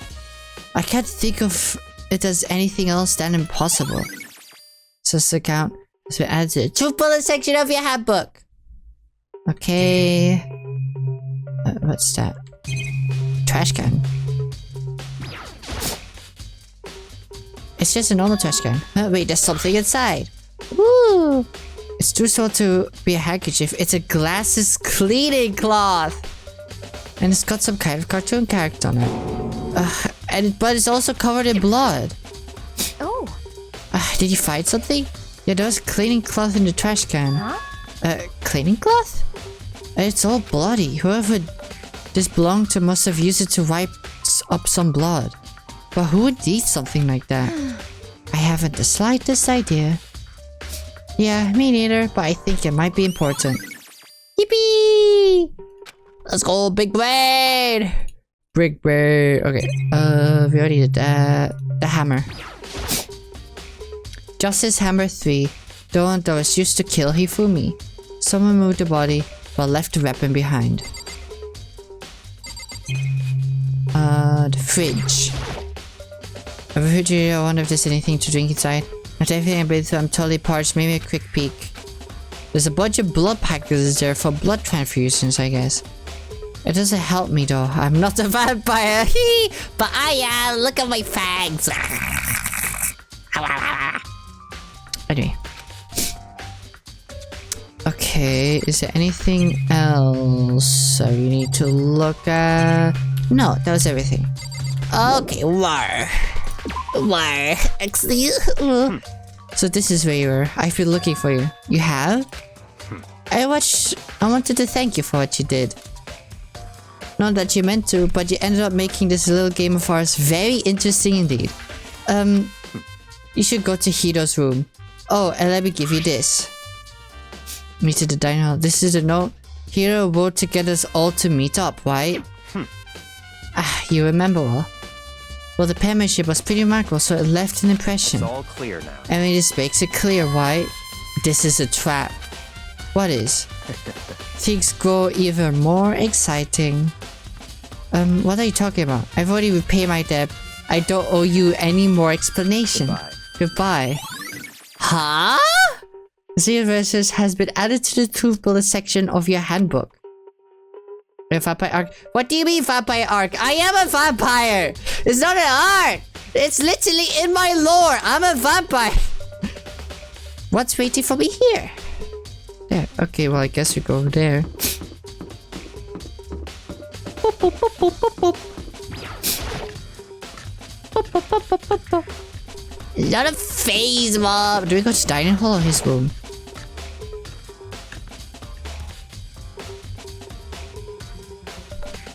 Okay, no, we go to his room. I meant I'm stupid. Okay, Kirotaka. Where's his old way over there?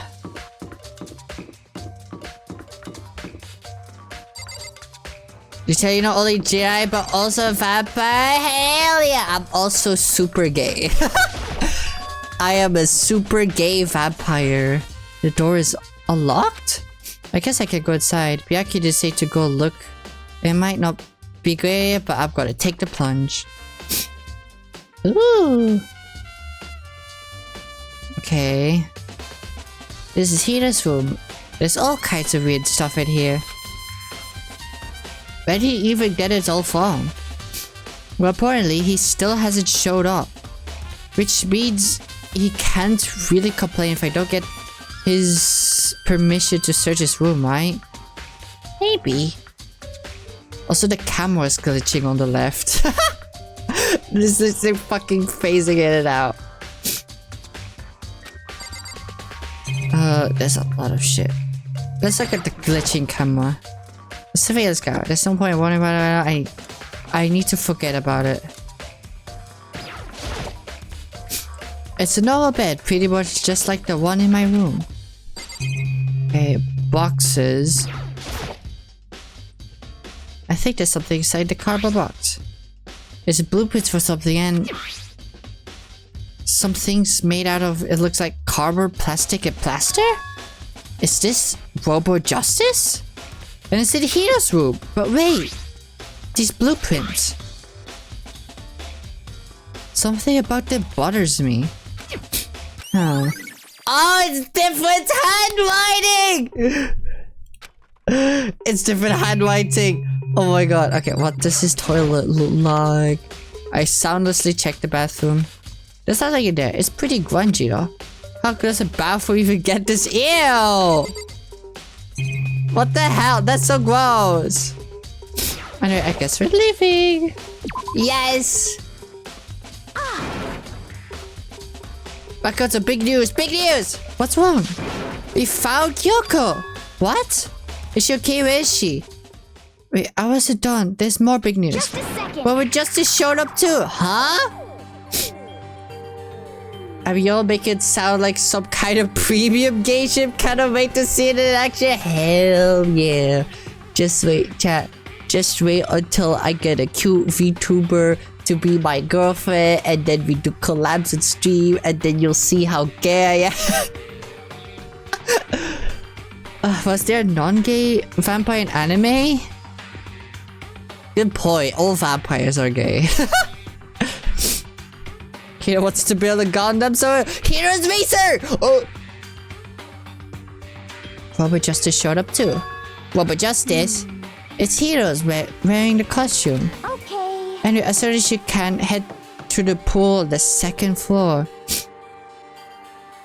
Oh my god, you're right. That anime does have fucking straight vampires. Ew! Why? All my vampires need to be gay. If that gets clipped out of context and put on Twitter, I am joking. To think Hiro and Kyoko would turn up at the same time. Anyway, I have to head to the pool! I ran off to the second floor as fast as I could.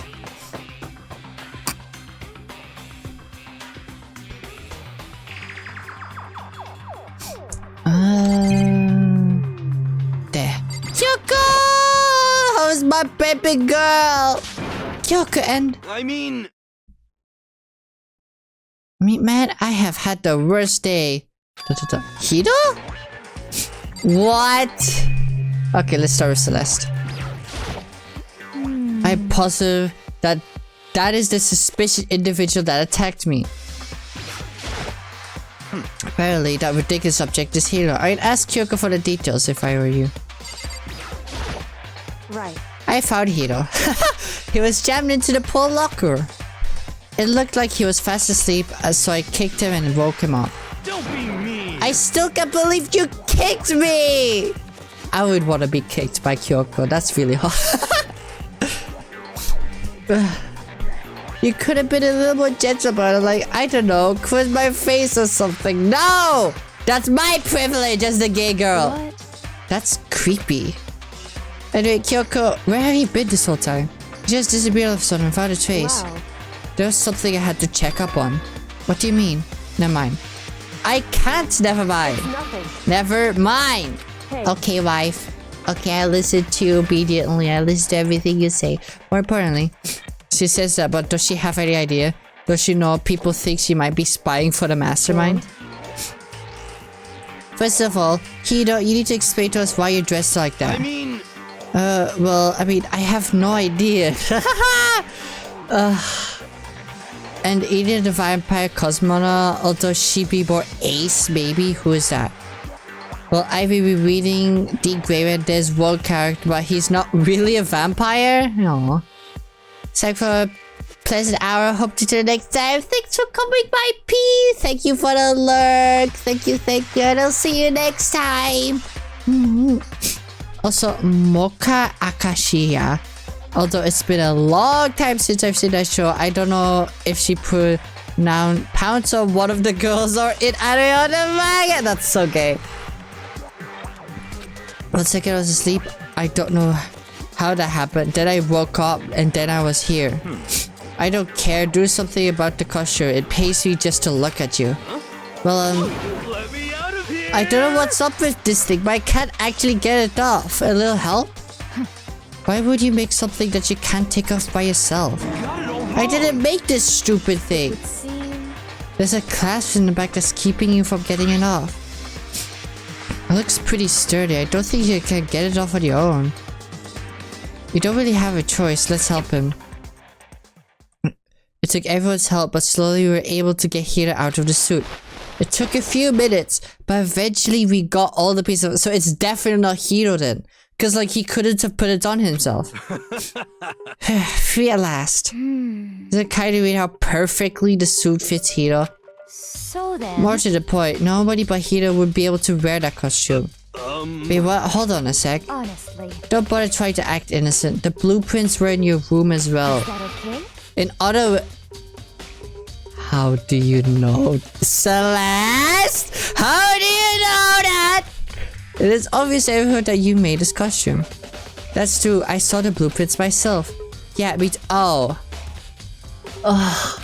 Could it be? That is obvious. The one who put this costume wherever it's about attacking everyone was Hiro. Shall we tie him up and gag him? Just the worst. Good idea. We would want him killing anyone else. But tie me up? Hold on, guys. I think that's going a little far. Maybe a soft thing, but he deserves fair treatment. Yeah, I mean... Attacking blueprints? I have no idea what you're talking about. What the heck? You can't talk your way out of this. It's been decided. You killed them. What? Killed who? I have no idea what you're talking about. There must be a fake Hiro running around. What are you saying? You're the only one who can wear this costume. So who else could possibly be the costumed attacker? What the heck? How do you know I'm the only one? Maybe you should try yourself before you convict me. Okay. Fine, if you're gonna be a jerk about it, I will! But basically, Hina started putting on the costume and for justice. See? Look. See how loose it is? I mean, come on. I'm blind as a bat in here. Can't see my feet at all. I'm surprised you got anywhere in this thing. I'm telling you, it wasn't me! And not to mention... Oh, she's so cute. You totally can't bend at the waist. Seems like a pretty obvious oversight. That's not a very nice thing to say. I mean, it's not like I made it. I just got caught up in the moment. Well, either way, now we know for sure, right? I mean, it seems pretty clear that nobody but Hiro could have fit into this dumb costume. In a huff, Hina took the suit back off again. Well, now you're all out of excuses. See, it's cause you're a girl. If it was another guy, then... Makoto, go ahead. Okay. I guess I will. I picked up a piece of the floor, tried putting them on. It's all good. The arms are too long. There's no way I can wear this. Just a second. See, I told you it was impossible. You're obviously right. It seems this costume was made to fit Hiro's body exactly. But... Then there's another costume. They must have what that looks the same, but fits them. Honestly. If you insist on this line of defense, then show us some evidence. What the heck? Evidence? You claim there's another suit, yes. Then you must find it and show it to us. But what the heck? Just the worst. Who cares? Hiro's the only one without an alibi. Doing this whole thing anyway. That's terrible. Which is how we know it was him. What? I mean, is that really true? I have no idea what's happening. Could someone, like, tell me? Interesting. What about you, Hina? What the heck? This one talking about this one. Yeah. Okay. Oh. It's more. If you don't tell what's going on, how are you supposed to understand? I think I figured out that someone's been killed, right? Hey, Makoto, who was it? Well, 2 people were killed. Taka and Hifumi. What? 2 people? Just the worst. Why you figure out you did it? I did not! Wait, hold on. If those 2 are the ones that were killed, that's it. I know who did it. So then, You may as well tell us then. Taka and Hifumi were fighting over Alter Ego, right? Which means Alter Ego and Ochiro must have... I see. That's unfortunate. Huh? Unfortunate? Stop trying to trick us. Just admit that you did it, okay? I'm telling you, you got it all wrong. Oh, I know that note. That's like someone slipped a weird note under my door. And here's what it said. I found a hole maybe we could use to escape. Monokuma can't find out, so don't tell anyone else. For now, let's meet in the rec room at 1 a.m. But last thing I remember is going to the rec room, there for some reason I fell asleep. The real killer probably drugged me or something. Just the worst. Not a chance. so... No, hold on. He could be onto something. The nurse's office didn't have chemicals that could do that. Huh? But really? I told you. Someone's trying to set me up. A secret passage, a chance to escape. Someone wrote that all to trick me. Even if that's true, you must be dumb. And what dumb fish to buy every fish, every piece of bait that floats in front of you. Well, after being trapped here so long, even if you know it's a lie, you still gotta check, right? They prayed my desire to get out of here. They saved me. I still don't buy it. Don't be mean. Well, you should buy it. Just a second. Okay, then show us that note. With pleasure, I have it right in my pocket. No way. Looks like I lost it. Yeah, sure. Please, you gotta believe me. I wouldn't hurt a fly.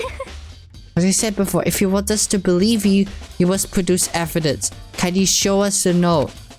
I have no particular issue with what you claim, but if you want us to believe you, give us a reason. What the heck, for serious? Yasuhiro's account has been added to the truth bullet section of your handbook. Now then, shall we resume our investigation? There's no time to waste before the class trial begins. Why do we need to keep investigating? We already know who did it. What the heck? Why did you kill them? Tell us, Hiro. Stretch.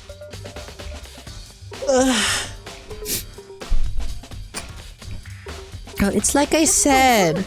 Was it really to get money? To get the money Monokuma offered us? That must be it. You must be totally broken, that's why. Wait, that's a false accusation. Someone help me. Just be thankful if I haven't bound and gagged you. If you have time to yell carry out, you have time to search for your evidence, right? You're right, I need to look for the second suit and that note. Feet, don't fail me now. Guess I better get back to guard duty. I was gonna ask Toko just hijack to switch with me. But if she and Saka go to the fight, we'd have a catastrophe on our hands. Well, bye. One by one, everyone peeled away. Makoto, do you have a second? Huh? I want you to help me with the investigation. It would seem... It looks like a good late start on this one, so I need to make up some ground. Sure, I don't mind helping, but can you promise me something? Later when you have time, will you tell me why you disappeared? No. To reject me so simply. Anyway, I need your help. You don't mind, do you? Okay. Shall we go? Thanks. Now then, shall we? Makoto, first I'd like to examine the corpses. Examine the corpses. I can't believe I'm hearing that from a girl of the same age as me. Correct. But she's cute. She gets it's just quirky. She's just quirky with it. She's cute, so she can get away with it. Dead bodies don't lie, you know? They tell the truth far more easily than the living. Hey. Would you agree? How am I supposed to answer? Anyway, we have to hurry before the class trial begins again. Yeah, you're right. Okay then, show me where the bodies are. They're in the repository, then I guess I should head that way for now. Yippee! On our way back up! I will catch up with chat. And Tsukihime too. Let's try to raise your gate. and non-game vampires. Strange that I watched so much shoujo anime back then, but I can't remember the characters from any of them. That's kind of quirky. Kind of stuff's like he's just a guy. Exactly, he's a man. We should blame him for everything, all of societal pressures and everything else. As men unfortunately get the burden of that.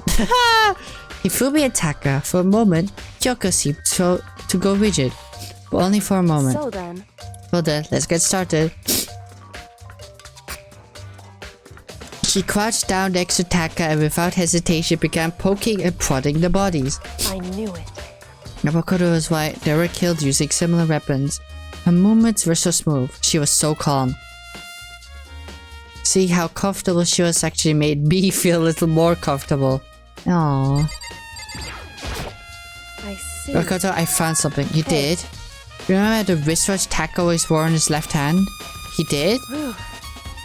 Are you so oblivious to the people around you? Do you dislike other people that much? What the hell? You're just autistic, girl. No, that's not it. Anyway, so he said he had a watch? So then. Take a look. It's broken. You can see the hands aren't moving, right? It most likely broke when he had his encounter with his assailant. And if you notice, the hands are frozen at just past 6 o'clock. Ooh! So that would mean the watch was broken sometime after 6? That's right. But last night, Taka's watch definitely wasn't broken. Hey, you, how long were you gonna keep us waiting? Taka's voice pierced the air as he stared pointedly at his wristwatch. It's almost 10 o'clock, you know that bedtime for the little boys and girls. In other words. So if it worked at 10 last night, it could have been broken at 6 p.m. Meaning it must have happened at 6 this morning. Ooh! Broken wristwatch had been added to the true bullet section of your handbook. However. And that's not all. Look at Taka's left hand. He appears to be gripping something. You're right. There's something white in there. Makoto. Could you try and pry it out? Me? Because... Rigor Mortis has already said that boys are better suited for this kind of manual label, right? Okay. As much as I didn't want to, I grasped Taka's cold hand. Ice cold hand was near enough to cause my heart to stop beating. After some effort, I was finally able to free the object from his tightly clenched fist. A piece of paper? Hey. Was that all he had in his hand? Yeah, that's it. This little scrap of paper doesn't seem like much of a clue, does it? Is that right? I wonder about that. Kyoko then turned to Hifumi's body. So then. Let's check Hifumi's body now. Perhaps he's left us a few clues of his own to find. Okay, took a scrap paper has been added to the truth bullet section of your handbook. The biggest problem I have right now is how the killer was able to move Hifumi's massive corpse from the nurse's office, where he was discovered, here in the repository, all the way from the first floor to the third, and all without anyone noticing. I just can't see how that's possible. Further, it seems that Hifumi died from a blow to the head. He was most likely killed using Justice Hammer 3, which we found in the nurse's office. But when we found his body in the nurse's office, his glasses were covered in blood. But now they're spotless. Does that mean someone wiped his glasses clean? But who would do that and why? So did you find anything? I did. What I expected, to be honest. Look at this. A wad of paper? That's right. Humi had hidden it on him. Hidden? Indeed. He stuffed it in his pants, so I can only assume he hid it on purpose, you see. It is so wait, did you? Why is that? It was just his pants, not like his socks or something. Kyoko! I don't know what that means. Hey. Anyway, let's take a look at the paper. Go ahead, Makoto, open it up. It better be important, Humi. I'll never forgive you for this. I found a hole maybe we can use to escape. Monokuma can't find out. So don't tell anyone else for now. Let's meet up in the equipment room at 6 a.m. I found a hole where we can escape. But we're gonna find out, so don't tell anyone else. For now, let's meet up in the equipment room at 6 a.m. So... That sounds familiar. That's it, that's the same thing Hiro said. Then he was telling the truth. However- Although that's not exactly the same, is it? And I saw it slipped a window under my door and said, here's what it said. I found a hole maybe we could use to escape. But we can find out, so don't tell anyone. For now, let's meet in the rec room at 1 AM. The time is different. Here told us there was to meet at 1 AM. But they wrote to Hifumi, asked it to meet at 6 AM. Is that right? Hold on, just because Hifumi had the note doesn't mean it was for him. Huh? So... Part of it has been torn off, right? I think there's likely some meaning there. Huh? It's a piece of paper we found in Taka's body! Think carefully. Why would he have been clutching that scrap of paper so tightly? I have no idea. What if it wasn't just a scrap paper with he was holding it, or it was something more important? How could something important like that become a mere scrap of paper? That's what you need to answer. Oh, the note Hifumi had been added to the 2 minutes section in your handbook. Hey. Well, that's it. I should tell you one other thing. The 2 victims this type definitely had their e-handbooks on them. So the handbooks have nothing to do with how the murders were carried out. Not that there was any reason to think they were connected to killings in the first place. So you say I don't have to think about the handbooks this time, right? Is that right? If you didn't have to think about them at all, I would have gone out of my way to mention it. All I said was that they weren't used to help carry out the murders. There may come a point, however, where a handbook may play a role. Handbook may play a role? I don't think I understand. But if Kyoko thinks it's important, I better keep it in mind. E-handbook has been added to the to public section of your handbook. Dong bing bong. Are you excited? Are you pumped? It's time for the class trial to begin! Like the bright First, bursts of fireworks, like the flash of a soul crossing between life and death. And So, if no further ado, everyone please meet at the usual spot. Make your way wait to the red door on the first floor of the school. See you soon. It would seem... It's unfortunate, but I suppose this is where investigation comes to an end. You have to figure out the rest for yourself and come to the proper conclusion. Yeah, you're right. Shall we go? Well, we better get going. Okay. Let's go, chat. It's time! Are you ready? Everyone heard Monokuma's proclamation, and they were gathered by the red door. And as soon as we were all there... What? There's 2? Hello, hello. He's multiplied? Wrong. Nope, not multiplication. It just looks that way because of an illusion. I'm moving so fast, it looks like I'm multiplied. Can you guys tell which one is the real Monokuma?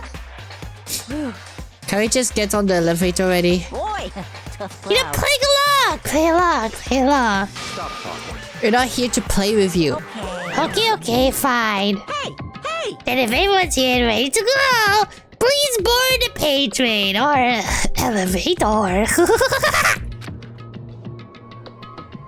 I'll see you guys down there. Let's go.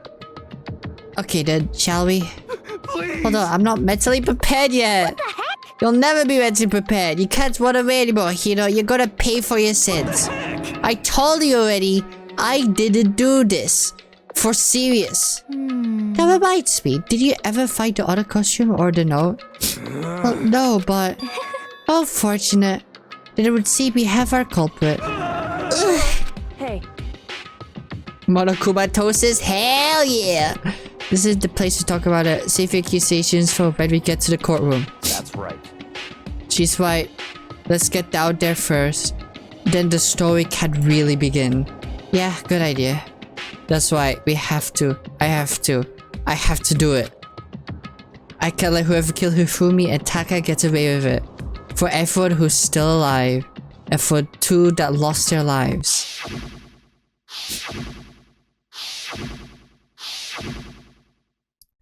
The one who killed Hifumi and Taka, the one who killed 2 of our friends. The kill is... Someone right here! Are you ready, chat? Hey. Story begins when I get down there. Let's go. Let's go! I took one last deep breath and exhaled slowly. I began to walk toward the elevator. Once everyone was aboard, the doors closed on their own, and the steel box began to move. The clunking of the elevator kept us company as we fell further and further down. There was no going back. Until we settled all this, we couldn't go anywhere. I'm not sure how long it was before the elevator finally came to a stop. The elevator door slid open, opening up onto a cool fate. When I see all of you got it together like this, I realize just how few of you there are left. Your school life is slowly reaching its climax. Just the worst. Only because of you? Why? Why are you making us do such cool things to each other? What? You really hate me so much? But I'm so cute. Come on. Stop goofing around and begin the trial. Don't watch me! Of course I'm gonna start it. I would never be like stay tuned for the action pack class trial after this commercial break. I never hold out on you like that. Okay, let's begin. Get to your side seats. And so, the curtain opened once again. A deadly judgment, a deadly deception, a deadly betrayal, a deadly riddle, a deadly defense, a deadly faith, a deadly class trial! Let's go, chat! Yes, save. Yes, override. Yippee! Now, before I begin, I want to take a quick break and get some food. Because I am hungry. So I'll be back in a second. I'll see y'all in a second. Yes, yes, yes. See you in a sec.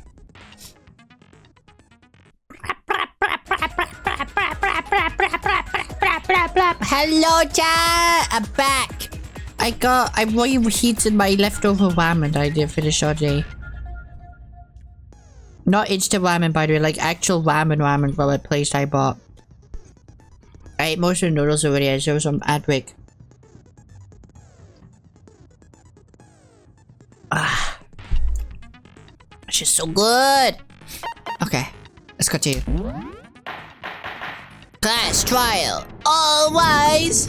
Let's begin with a basic explanation of the class trial. So, your votes will determine the results.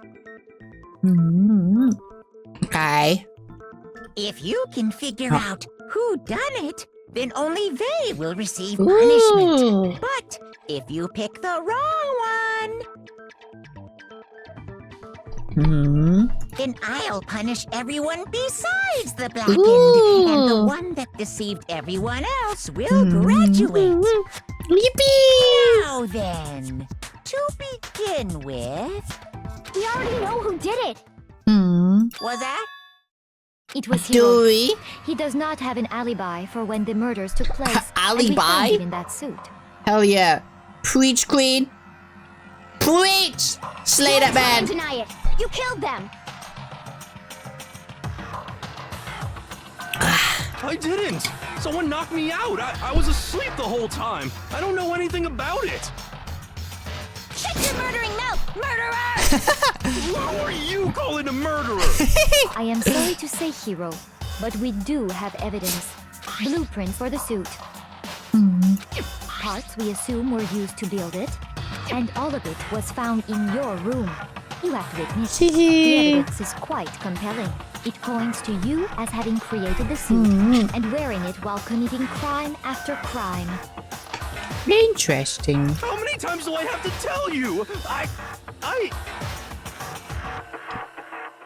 Hold on. I don't know, Oh, no. I don't know! We did a budget yet. Who's got a budget? Is Hiro really the killer? Or, I don't know, maybe some other guys. Who goes? Anything else you have to make that clear? Who done it? Make your argument. Yasuhiro's message. Okay. Everything we found in your room. The blueprints, the suit parts, they are all proof enough that you are the culprit. Nope. I don't know anything about that stuff. It's not true. It's a conspiracy. Hero, why? Why did you kill them? No. He didn't. Hold on a second.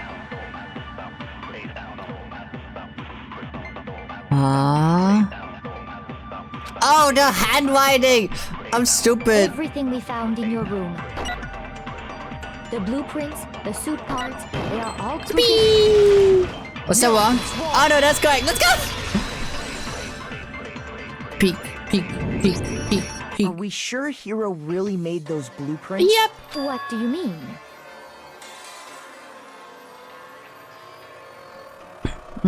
Well, take a look at this. It's the note that Hero wrote. Yeah. Asking everyone to meet up after Alter Ego disappeared. The handwriting's obviously different, wouldn't you say? Better animation than One Punch Man Season 3. I have not watched One Punch Man Season 3 yet. Don't spoil. When you compare it to the blueprints. There's no way you could think the same person made both of them. Yep. Unless that person made it a point to disguise their handwriting. No, the differences are bigger than that, I think. Come on. I'm not smart enough to think I'm trying to change my handwriting anyway. So Makoto, are you saying you don't think Hero's the culprit? And he's not the only one. I think Hero is innocent as well. Hell yeah! What? Then who was in that Robo-Justice suit? Is it like Hero said? Was there really someone running around in a second suit? The suspicious individual hidden within the suit. Go ahead, Makoto. Tell them who it was. Huh? I don't know. Of course he passed it off to me. Who was in the Robo-Justice suit? Who was it? The Illuminati. It was Hiro. I got it! Hiro wasn't Other it? than Hero, I can't think of anyone else it could have been. Obviously, he was the one in that particular suit. And we never found any kind of second suit. Then there can be no doubt. Hero is the prime suspect. Huh? No, he's not. That doesn't make any sense. You just said Hero didn't do it. It makes perfect sense. Hero was the suspicious individual in the suit, but he's not the culprit. Oh. So what you're saying is... That's right. The culprit in this case has nothing to do with being in the Robo-Justice suit. Oh. What? Now that's a bold assumption. And what reason do you have to make such a statement? You do have a reason, yes? Of course. But before we get to that, there's something else we need to clarify first. So let's get that out of the way. What do we need to clarify, smart boy? Boss us around.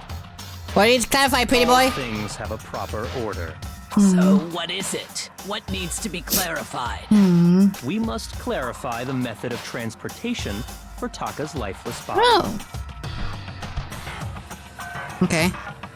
I mean, we already know that. It's the dolly. It would seem that his corpse was moved using certain particular items. Yeah. Makoto, can you tell us what they were? Thank you, pretty boy.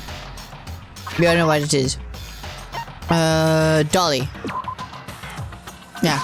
I got it! There's still one more thing. And it was the... tarp, right? Tarp. Oh, hit tarp. Yeah. What's that? I got it! They were a dolly and a tarp, right?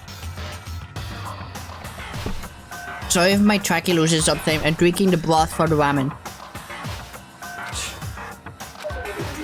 Huh? So, let's see if I can explain. Taka's body disappeared from the equipment room. You're and right. then we rediscovered it in the repository. And when we found it for the second time, it was wrapped in a blue tarp, right? Yeah. It was the same tarp that up until then was stored in the equipment room. So the killer must have seen it there and decided to use it when they moved Taka's body. Yes. That way, they wouldn't leave any bloodstains while they were moving it. Okay, that explains the tarp. And the dolly? Same thing. Huh? I'm sure the dolly was in the equipment room when we first found Taka's body there. Yes. But when the body disappeared, Yep. so did the dolly. Yep, that's what happened. Later, when Taka's body reappeared in the repository, Oh, well done. I was eating. Oh, it's yummy. Okay, let's continue the game.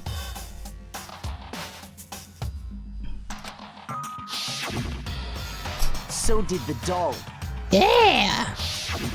In other words, you think they used the dolly to move the body.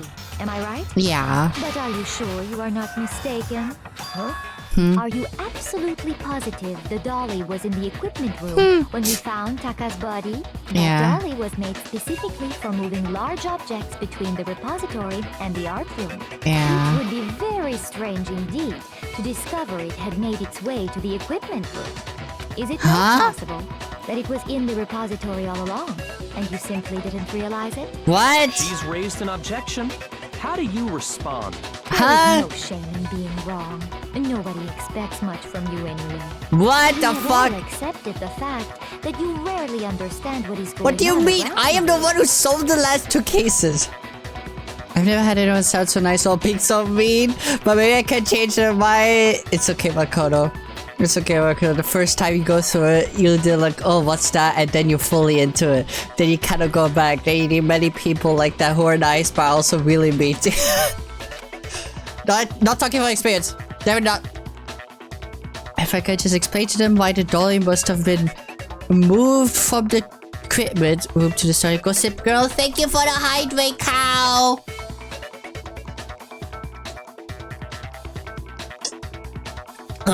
Can we get a shout out for cow, please?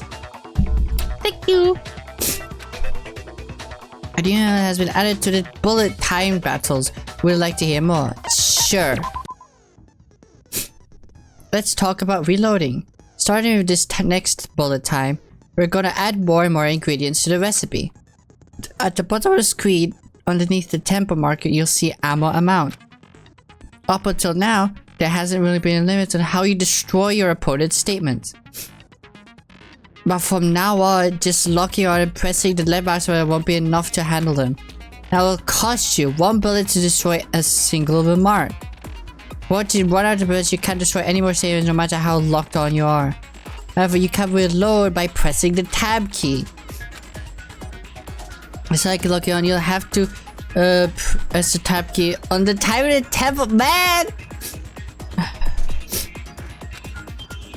Basically, just remember the tab key now has a function along with the RB and LB buttons. You will automatically reload at the start of the fever time, and your ammo will not decrease.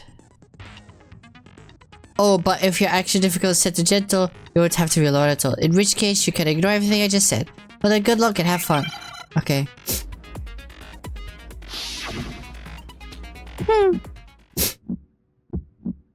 You had it wrong.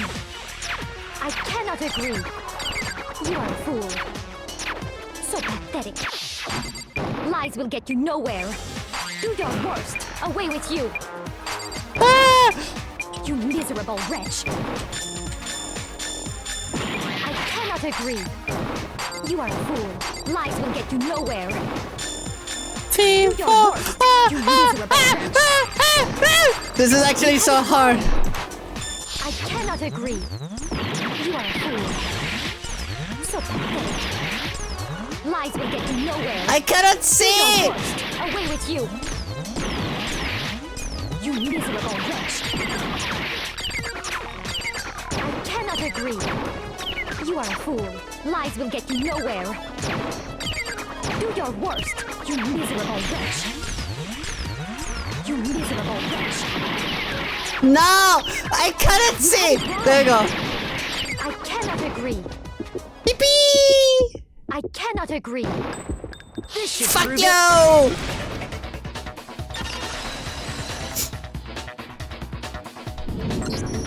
If you're asking for proof that the dolly moved, I have it right here. When I found the dolly in the repository, one of the wheels had a blood stain on it. Yep. There was a pool of blood in the equipment room with a tire Yes. mark in it that matched Yes. the dolly wheel's tread. Yes! The killer probably Get fucked, rolled the Celeste! dolly through Hopefully the blood by on me. accident as they wheeled the body out of the room. And as the blood dried on the tire, they moved the body into the repository. Yippee! So there's my proof that the dolly was used to move Taka's body. Yes! Just the Celeste really hate me that much? Anyway, that was just something we had to get out of the way. Let's get back to the main subject. Yes! Yeah, the subject of how Robo Justice didn't do it. Because if it's not a killer robot, then what kind of robot is it? I'm not sure that really matters. I'd be happy to explain why the occupant of the suit couldn't possibly be the killer. If you look back on how the body was transported, it will become immediately obvious. I feel like how the body was moved, it'll be clear why the person in the suit couldn't have done it. What does he mean by that? It's because it was hard to move it, no?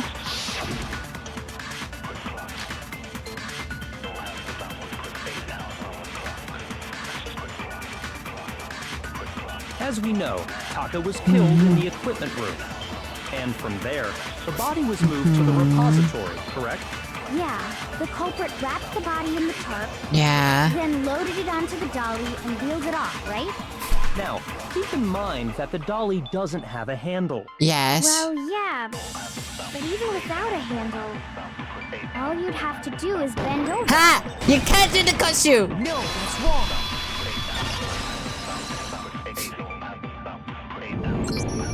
You're absolutely right that you could push a dolly without a handle if you stoop down low. But if you were wearing that suit, do you think you could actually get into a position like that? What do you mean? Think back to what you said when we were all checking out the suit together. Remember? Yes. I'm blind as a bat here. I can't see my feet at all. I'm surprised you got anywhere in this thing. I'm telling you, it wasn't me. And not to mention, you totally can't bend to the waist. Seems like a pretty obvious oversight. When you're in that suit, not only can you not see your feet, but you can't even bend at the waist. Exactly. Am I right about that? Now that you mention it, yeah. It seems like it'd be awfully hard to push that dolly if you couldn't bend over. Exactly. Well, what's to stop you from simply pushing the dolly with your feet? When you can't even see your feet? You really think someone could kick the dolly all that way? Yeah, it'd be totally impossible. Not that I can say for sure myself. On top of that, if you were wearing such a rigid, cumbersome suit, it's very unlikely you would have the dexterity to go about wrapping the body in a tarp. Exactly. Well, isn't that just a matter of taking off the suit when you're ready to move the body? There's absolutely no chance that the costume was taken off. You can't take it off by yourself! I got it! I don't think taking off the suit was an option. If you remember... I know what's up to see, but I can't get it off. A little help? Why would you make something you can't take off by yourself? I didn't make this stupid freaking thing. This is a clasp on the back keeping you from getting it off. It looks pretty sturdy. I don't think you can get it off on your own. If we don't really have a choice, let's help him. That's true. It seems impossible to put the suit on or take it off without help. Then you really can't take it off by yourself? You wasn't just making it up? Of course I wasn't making it up. Aww. If he could have gotten it off by himself, I don't think he would have let us see him wearing it. Yeah. Showing up in the suit was basically an invitation for everyone to suspect it. Exactly. That's right. So, it's really, really true that Robo Justice couldn't have moved the dolly? To be clear, whoever did move the body, it couldn't have been Hero in the robot suit, correct? But then who? Wait. Just a second, if you please. Have you forgotten about the picture that I took? Aww. You all got a good look at it, did you not? The image of Hifumi being dragged away by Robo-Justice? If whoever was in that suit is not the culprit, how do you explain that? Besides, do you remember what the now deceased Hifumi said? How do you get hurt? That guy hit me. What guy? Robo-Justice. That's what I decided to call him just now. So long as those facts exist, the proper conclusion is beyond question. The individual inside the suit and the culprit are one and the same. It was Hiro, without a doubt. No, not so fast. Yeah, that's gotta be right. No, girl, don't believe anything she says. It's still far too early to reach that conclusion. Besides, there's no hurry to decide who did it. Before we rush to a verdict, shouldn't we explore every single possibility? Instead of seizing on one viewpoint, the truth is uncovered by analyzing things from every angle. Yes. Perhaps. But where do we go from here? Let's review this series of unfortunate events from the beginning.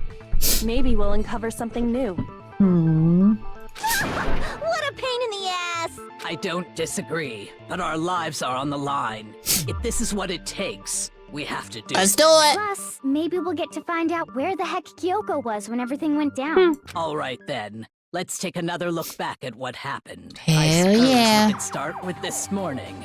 4 of us gathered together in the dining hall. Makoto, Hina, Kyoko, and myself.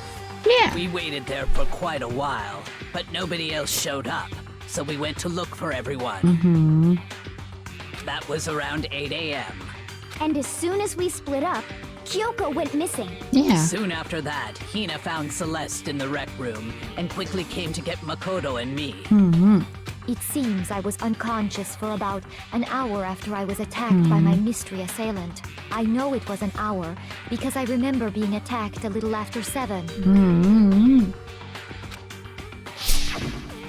That was when we saw Celeste's picture and discovered that her assailant had been wearing a strange costume. Yeah, he's a little quirky. He's a little weird guy. As it turns out, it was Robo-Justice. It also soon became clear that this same Robo-Justice had abducted Hifumi. We were soon joined in our search by Byakuya and Toko, and then went on to find Hifumi in the library. Hell yeah. He was injured, so we took him to the nurse's office and resumed our search for the suspect. But not long after leaving the nurse's office... What's wrong? I saw a shadow of something moving out on the top of the stairs. When Celeste told us that, we decided to split up and search the second floor. And soon after that, I saw someone moving around on the 3rd floor, and I yelled out to everyone as soon as I did. You did! So what's wrong? That was rather a touch gift for someone like you. I saw him, the straight costume man. He ran off as soon as I screamed. I was blocking the stairs, so he headed further down into the hallway and disappeared. and then...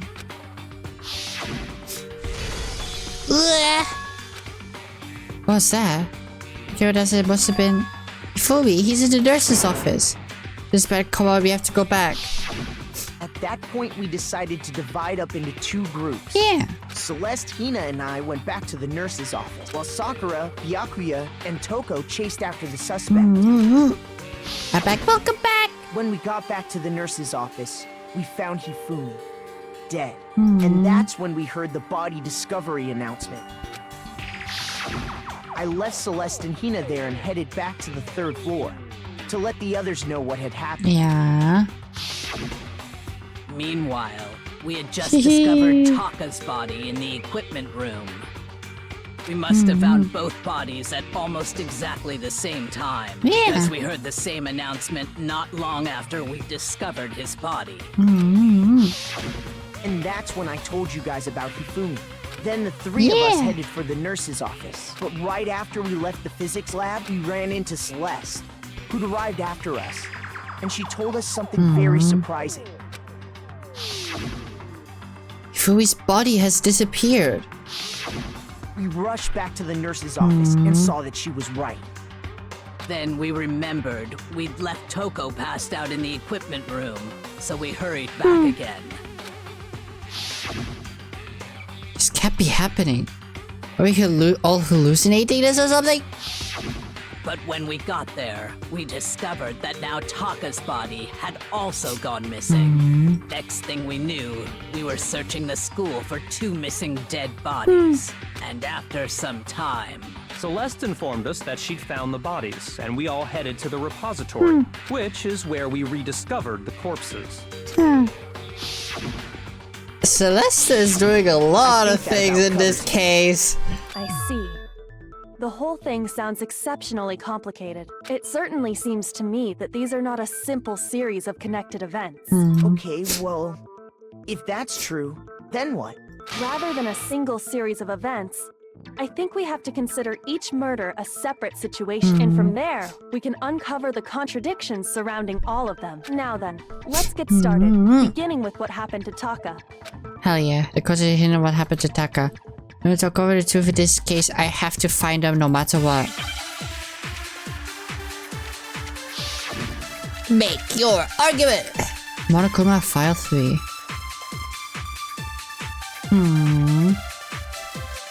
So, regarding Taka's death, I wonder if he died before Hifumi, or perhaps it was after? We already know what order they were killed in. Taka came last. No. What makes you say that? The time. Because of the numbering of the Justice Hammers. It's true that Hifumi was killed with Justice Hammer 3, while Taka's death came from a swing of Justice Hammer 4. See? So it's obvious Taka came after. No! No, wait! Hold on! Taka died before? From who? So, regarding Taka's death, I wonder if he died before Hifumi, or perhaps it was after? We already know what order they were killed in. Taka came last. What makes you say that? Because of the numbering of the Justice Hammers. It's true that Hifumi was killed with Justice Hammer 3, while Taka's death came from a swing Which one is it? Justice Hammer 4. I think it's Aoi's statement. So it's obvious Taka came after. Okay. I think I know which one. So, regarding Taka's death, I wonder if he died before Hifumi, Okay, or perhaps it let's was do this. after? We already know what order they were killed in. Taka came last. No. What makes you say that? Because of the numbering of the Justice Hammers. No! What? No. Fuck. Uh-oh. No. Regarding Taka's Oh. death, Oops. I wonder if Okay. he died before Hifumi. So it's the first one? Or perhaps it was after?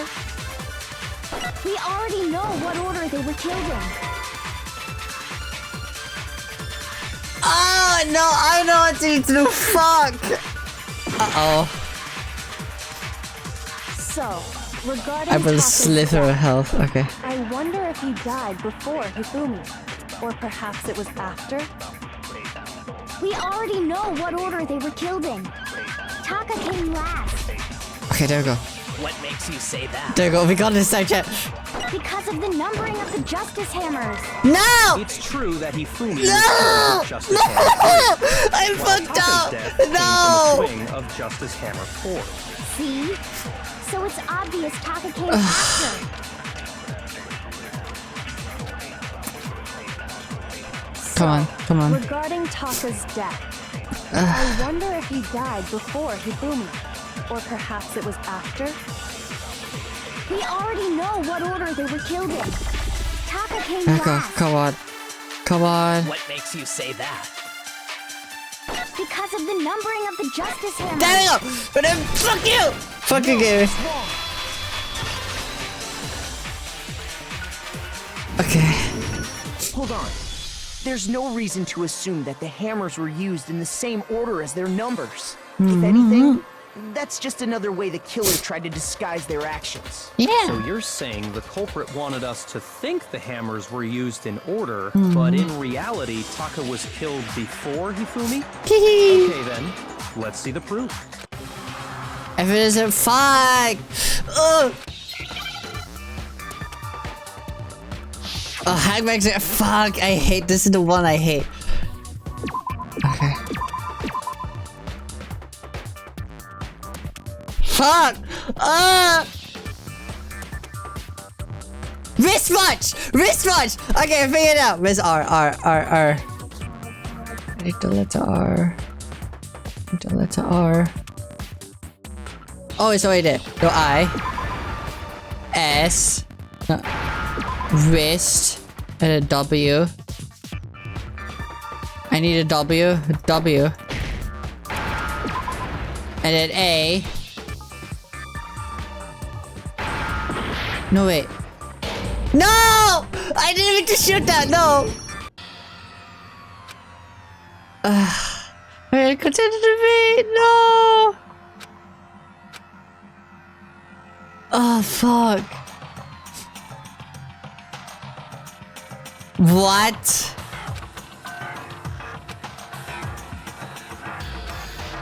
Why do we get voted? Why don't he answer hero? Is this really the end for all? Yes, give it another shot. To give up yet.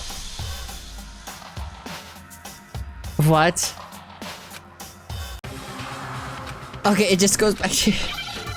Okay. We know what it is, so we just need to click the white letters. Okay. I. S. W. A. And A. Wrist. A C. C, and then... And H. H. Let's go! Now I understand. We figured it out. See? Look. It broke with the hands pointing just past 6 o'clock. It must have gotten broken when he was attacked by the killer. Because as of last night... Hey you, how long are you gonna keep us waiting? Taka's voice pierced the air as he stared pointedly at his wristwatch. So it's 10 o'clock, you don't have bedtime for all the little boys and girls. So if it wasn't broken after 6 last night, then he must have been attacked around 6 this morning. And that would be his official time of death. Yeah! But if that's true, then he was killed well before Hifumi. Exactly. And before Celeste was attacked this morning, which happened around 7. That's right. Taka was killed before any of the other incidents took place. Yeah. That simple fact slipped past all of us. We made the wrong assumption about the order of events, all because of those justice hammers. Yeah. That's exactly why the culprit wrote the numbers on each hammer and had them increase in size. That way, when we saw how they were used in each incident, we'd easily make that wrong assumption. Now, if Taka was killed around 6, then everyone's alibis for his murder go out the window, because when he was killed, we hadn't met up in the dining hall yet. That may be true in the case of Taka's murder, but all of our alibis still hold true for Hifumi's death. That's right.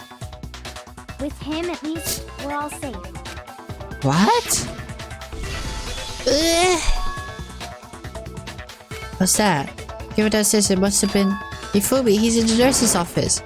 This is bad. Come on, we have to go back. When we heard Hifumi screaming, we were all together. Yeah. Except for Hiro and Kyoko. So And it we could all have ran been... down to What? the No. nurse's Don't be office, and Kyoko. that's where we found his body. That's totally true. We're all in the clear. Oh, I know. They must have recorded him screaming on a tape or something, then played it later on. If that's true, where's the tape? Sure. I don't know. Don't just go making stuff up. Anyway, we all have rock-solid alibis for when we heard Hifumi scream. Yeah. Since all of us were there together, clearly none of us could have killed him. And it does not stop there. There was also the moment when we discovered his body had disappeared. When his body vanished from the nurse's office, Hina and I were in the bathroom together, while everyone else was in the equipment room. Yeah. Correct?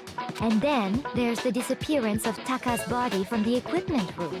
At that time, we were all gathered together in the nurse's office because of Hifumi going missing. What? Well, don't forget, I was passed out in the equipment room the whole time. Wait, then what if Genocide Jill did it? She could have dragged Taka's body out of there right then. Even if she could pull that off, there's no way she could have done the same with Hifumi's body. Because, as we just established, she was passed out in the equipment room when his body disappeared. Me too. Besides, I didn't do either of them anyway. In other words, it is impossible that any of us could have killed Hifumi or moved either of their bodies. On the other hand, Hiro and Kyoko had disappeared, so they most certainly could have done those things. So what now, For Kyoko? now, we can't get fixated on who did it, or we'll just keep going around in circles. So instead of who, I propose we start talking about how. In particular, I think we need to figure out how Hifumi's body got moved. Yep. That's true. We searched everywhere, but we couldn't figure out how to explain his That's body true. disappearing. And according to what Celeste said, We could not have been gone for more than a minute or two, though. So then the killer was able to get in and move Hifumi's body in that short amount of time?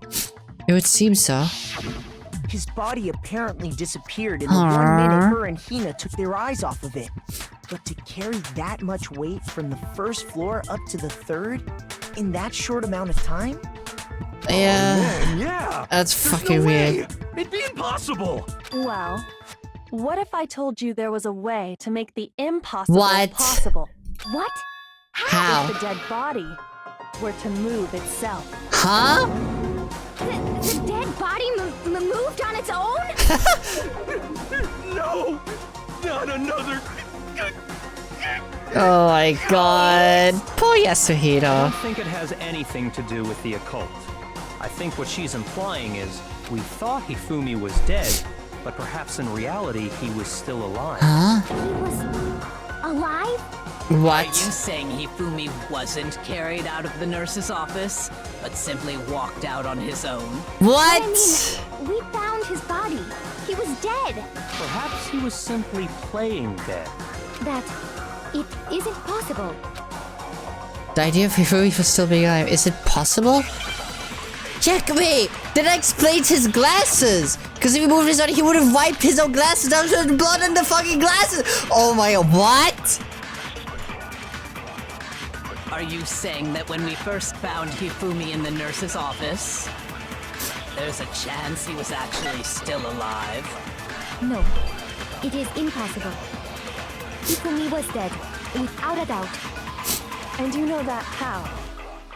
Surely you heard the body discovery announcement along with the rest of us. Hifumi's dead body had been found. And that is why the announcement was made. Are we really so sure about that? Maybe the announcement was intended to signal someone else's discovery. Okay, I know what to do. I need to get Celeste thing and then shoot at Kyoko. Are you saying that when we first found Hifumi in the nurse's office, there's a chance he was actually still alive? No, it is impossible. Hifumi was dead, without a doubt. And you know that how? Surely you heard the body discovery announcement along with the rest of us. Hifumi's dead body had been found. And that is why the announcement was made. Are we really so sure about that? Maybe the announcement was intended to signal someone else's What? discovery. No, what? Huh? What? Do you just know what you're doing? Fuck! I fucked up! No!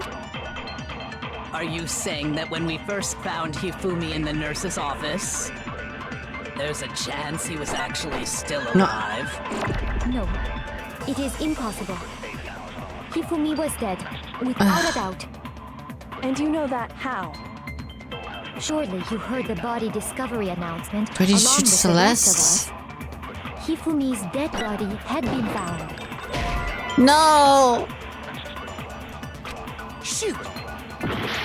Fuck, I'm so bad at this game. Are you saying that when we first found Hifumi in the nurse's office, Maybe there's just... a chance he was actually still alive? Maybe just shoot Kyoko's? It is impossible. Maybe? I don't Hifumi know. was dead, without a doubt. And you know that how? Surely you heard the body discovery announcement along with the rest of us. Hifumi's dead body had been found. And that is why the announcement was made. Are we really so sure about that? Maybe the announcement was intended to signal someone else's discovery. What? Huh? Shoot! What, do I not need to get one? A broken wristwatch. Are you saying that when we first found Hifumi in the nurse's office, there's a chance he was actually still alive? No, it is impossible. Hifumi was dead, without a doubt. And you know that how? Surely you heard the body discovery announcement along with the rest of us. Hifumi's dead body had been found.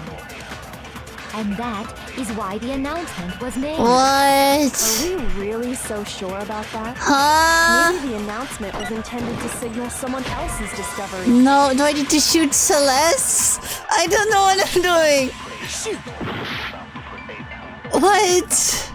I'm too stupid, chat. I don't know. In the nurse's office, there's a chance he was actually still alive. No, it is impossible. Hifumi was dead, without a doubt. And you know that how? Surely you heard the body discovery shoot announcement Celeste, along maybe? with the rest of us. Hifumi's dead body had been found. No, what? Shoot! Huh?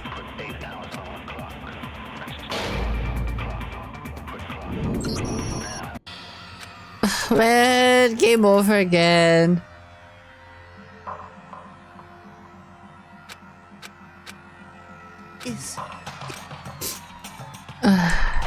Yes. I refuse to give up. Try again. I'm too stupid, chat. What? What am I supposed to do? Okay, wristwatch. Do I need to shoot Sakura's? Are you saying that when we first found Hifumi in the nurse's office, there's a chance he was actually still alive? Yeah, no. What? I don't get it. Shoot!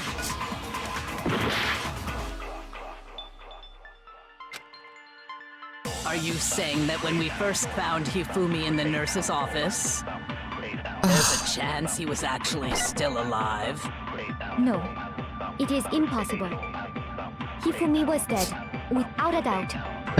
And you know that how? I cannot use any green bullets on Surely you Sakura. heard the body Because it discovery resets. announcement along with the rest of us. Hifumi's dead body had been found. And that is why the announcement was made. Are we really so sure about that? Maybe the announcement was intended to signal someone else's discovery.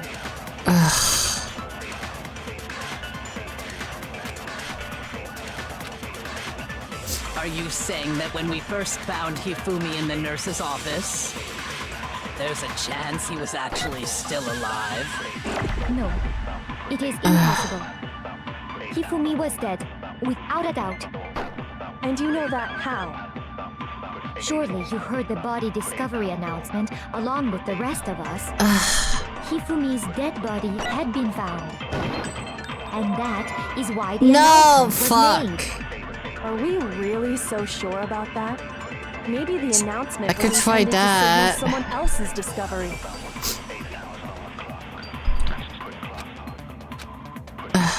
Are you saying that when we first found Hifumi in the nurse's office, there's a chance he was actually still alive? I'm stupid. No. Well, that was a mistake anyway. Hifumi was dead, without a doubt. And you know that how? Surely you heard the body discovery announcement along with the rest of us. Hifumi's dead body had been found. Let me try And this. That is why the announcement was made. Are we really so sure about that? Maybe the announcement was intended to signal someone else's discovery. No. Shoot! Okay, let's try Sakura's and Are you Celeste. saying that when we first found Hifumi in the nurse's office, there's a chance he was actually still alive? No, it is impossible. It has to be was this, dead, right? Without a doubt. I just fucked up the timing. And you know that how? Surely you heard the body discovery announcement along with the rest of us. Hifumi's dead body had been found. What? Okay, well, there's only one other possibility then. Are you Sakura's saying that when or we first Kyoko's. found Hifumi in the nurse's office, there's a chance he was actually still alive? No, it is impossible. Hifumi was dead, without a doubt. And you know that how? Surely you heard the body discovery announcement along with the rest of us.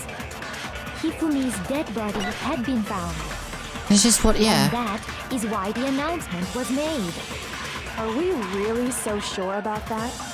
Maybe the announcement was intended to signal someone else's discovery. What the fuck?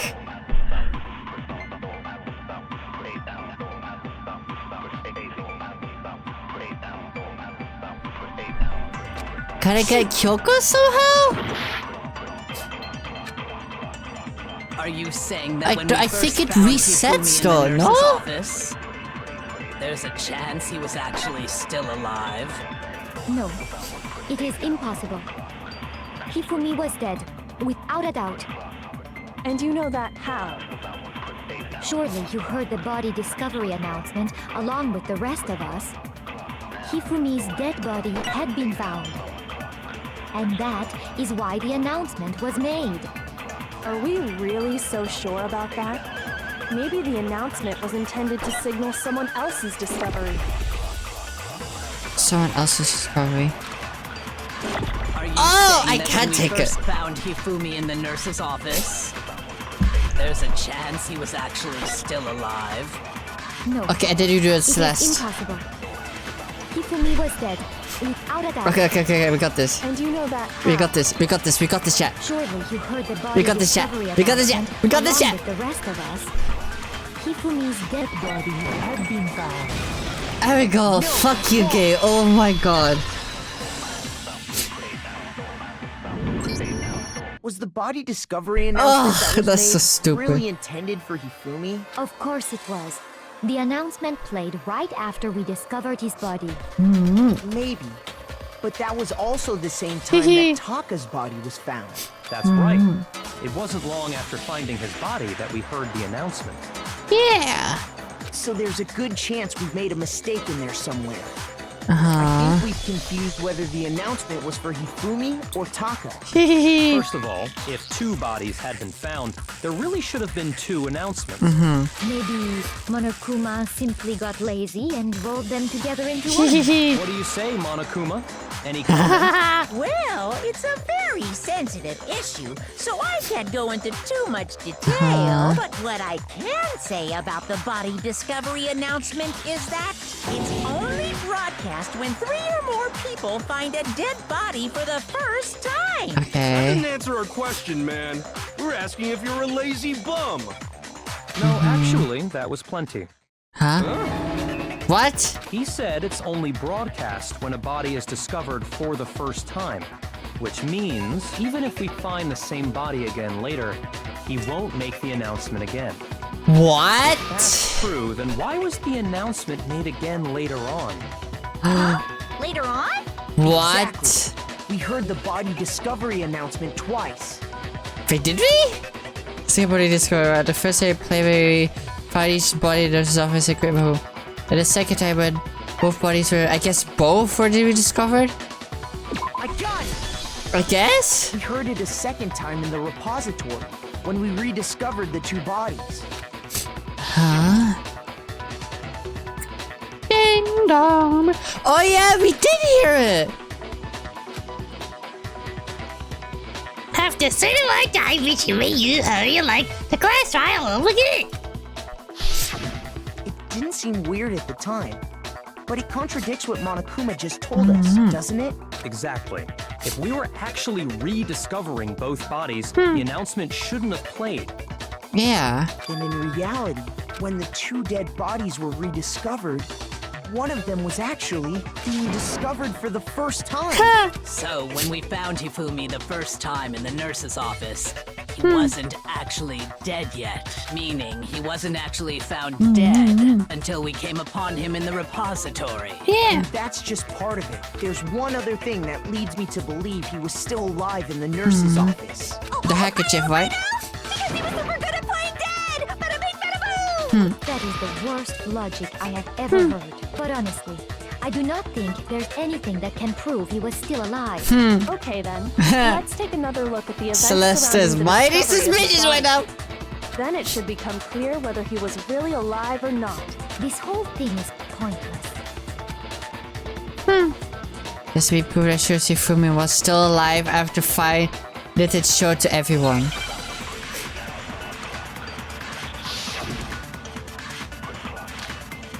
Hifumi's glass! I fucking knew it! I fucking knew it, chat! Let's go. Well, here's one thing we do know. The first time we found Hifumi's body was in the nurse's office. And then, while me and Celeste were in the bathroom, his body disappeared. Oops. And the next time we saw his body, it was in the repository. But when you compare his body before being moved and his body after being moved, other than the change in how it was positioned... No! There's difference! What? There's one? Shoot! I guess I need to wait. Well, here's one thing we do know. The first time we found Hifumi's body was in the nurse's office. And then, while me and Celeste were in the bathroom, his body disappeared. Oh, it does both at the same time. And the next time we saw his body, it was in the repository.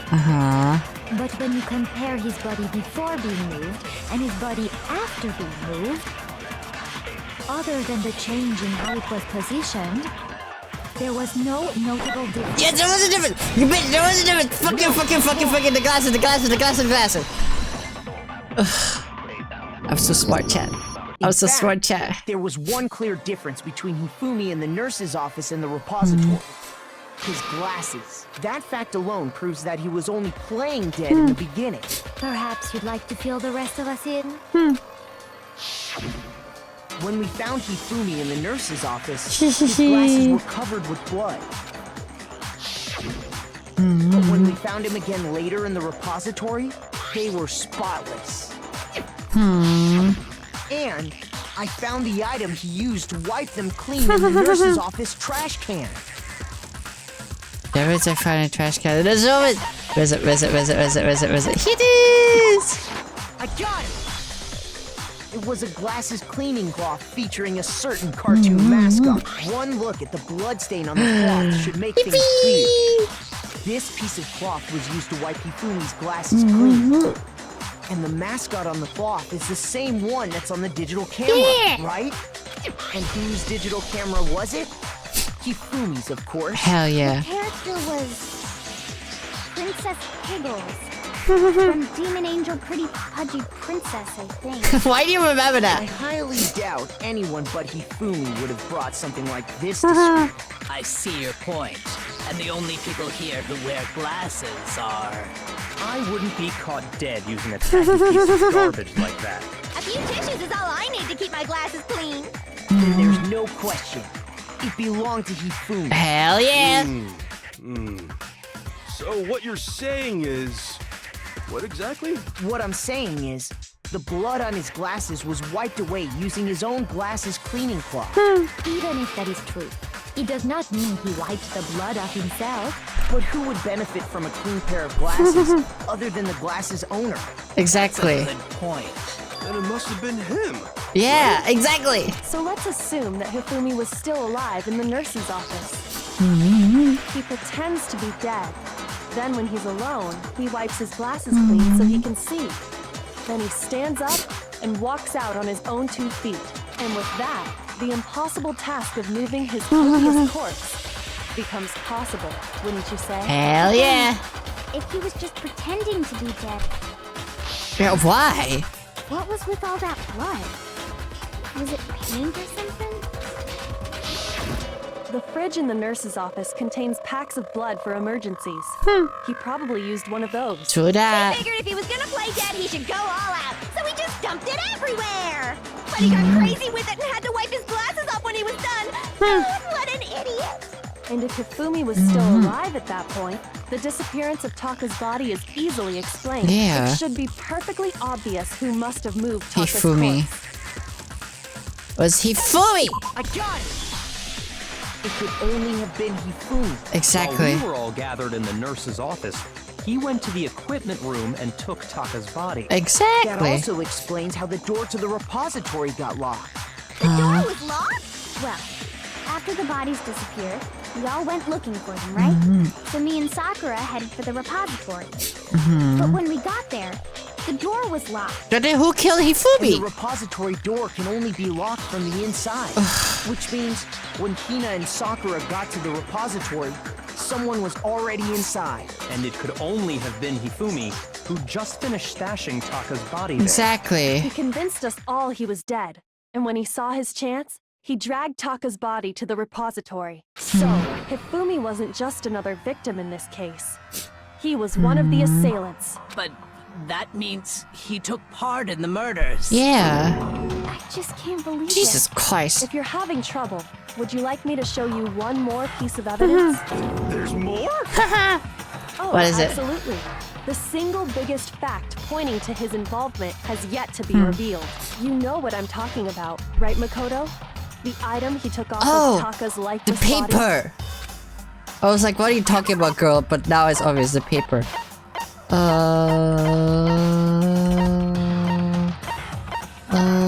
Paper. I'm talking about. Oh, shoot! I'm stupid. The other paper.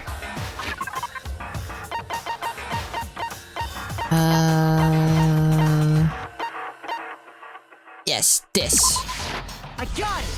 Teehee. You're talking about the note Hifumi had hidden away, aren't you? Yep.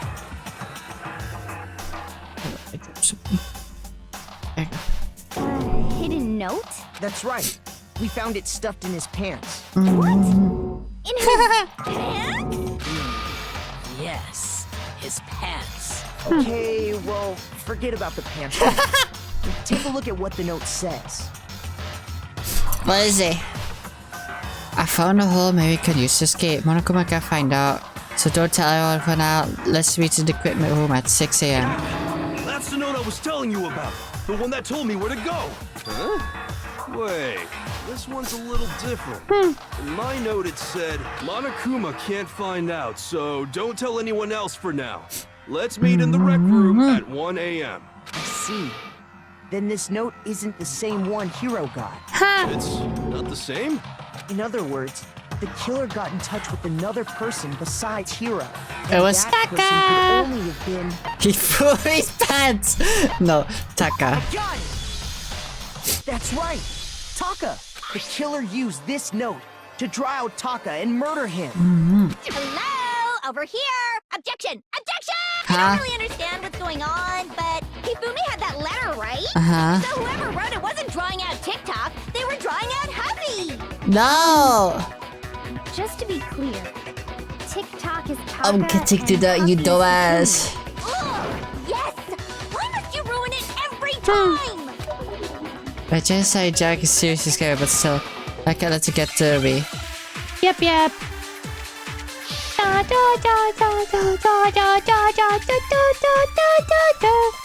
Fuck!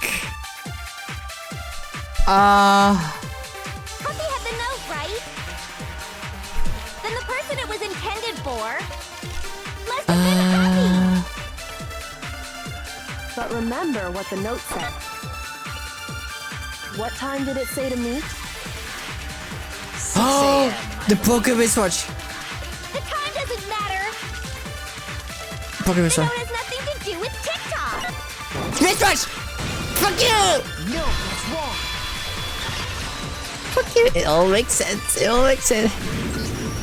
No, there absolutely is a connection. What the hell are you talking about? The note said to meet at 6 a.m., which is the same time Taka was murdered. We've already proven that using his wristwatch. But there's more. Look where the note says to meet. The equipment room, right? Which is where Taka was killed. I see. So, Taka was murdered at both the time and place written in the note. Yep. I think that should be plenty to show that this note was definitely meant for Taka. Well, when you put it like that... No further objections! Then someone used that note to trick Taka. Just the same as me. The culprit really is a cold-blooded monster. Telling people they found a way out. Hifumi's pets are a bioweapon? Yes. But if they gave the note to Taka, what was Hifumi doing with it? Stuffed down his pants, no less! Most likely. Hifumi stole it off Taka's corpse after he died. He stole it? Where's your proof? Go ahead, show us. The paper. The book of paper. Here. I got it! Yippee! When I searched Taka's body, let's go. I saw that his lifeless hand was gripping a small scrap of paper. If I'm right about this, the sheet of paper this piece came from, I knew it! It fits perfectly with the note we found hidden on Hifumi. Then Taka's scrap and Hifumi's note. Yup. They're from the same piece of paper. The same piece of paper, baby. Hifumi had the note meant for Taka, while Taka's corpse still grasped a small piece of that note. Hell yeah. There's only one way to explain it. Taka died clutching the note. Hifumi tried to free the note from his death grip, leaving behind only one small scrap. Did I get all that right? That means Hifumi knew the note was important. Exactly. Which proves that he was an accomplice in the murder. Yep. Whoa. Yeah. After seeing all this, Hifumi was super involved in this whole thing for Hell sure. yeah. In fact, he was behind the whole thing. In fact, he's still alive. No. Sorry. No. Nope. When we found him in the repository, Hifumi was truly and completely dead. The second body discovery announcement proves that. So then, who killed Hifumi? Whoever did is the mastermind, the true killer. Yep. He was killed in the repository. So he must have been killed not long after transporting Taka's body. So he must have been killed after Taka's body vanished, but before we found both bodies in the repository. During that time, we'd all split up and were searching for Taka's missing body. In other words, during that time, none of us have alibis. What? Oh god. But me and Sakura were together. Yeah. Trying to steal the spotlight, you stupid walrus! Who are you calling a walrus? Anyways, when they were killed bothers me too. But there's something that's been bothering me even more. And what might that be? The weapon they used to kill Hifumi. The weapon? Yeah, because I mean, according to the Monokuma file, the way Taka and Hifumi were killed was almost the same, with them having similar fractures and all. But Justice Hammer 3 and 4 were still laying around in the nurse's office and equipment room, right? That's a good point. So if And it's a Hifumi hammer was nose. killed in the repository. It's the red hammer because they killed Hifumi with it and then washed it. The culprit would have had to grab one of the hammers, kill Hifumi, then put the hammer back where they found it. But wouldn't that be seriously risky for him? I'm surprised. It seems there's some semblance of a brain knocking around that skull of yours after Okay, all. now that I think, why does he sound like Alan from Smiling Fence? Is that just me? I'm It's surprised. packed in there good and tight. He's right, though. I don't understand it either. The Monokuma file makes it clear that they were killed using similar instruments. But if the hammers were already laying around those other rooms... So the question is, how could the culprit have gotten their hands on either of the hammers? Yep. Personally, I haven't a clue. So which hammer was used to attack Celeste? Number 1 or number 2? Those were accounted for in other rooms too. And I don't think either one is big enough to kill someone. Then... Is it not possible they used a different weapon? I don't think it is possible. They were both killed with the same kind of thing, right? Yeah. So then, what was used to kill What Hifumi? was used? Alan, we are so fucked. I can go really low out of nowhere in my voice. I should do a clip at some point, like in a fucking SMP or something, where I'm trying to do something. I was like, yeah, sure, let me go do something. And then pull someone aside like, Ellen, we are so fucked. That would be funny. The whole picture on this case won't become clear until we figure that out. So I have to find the truth.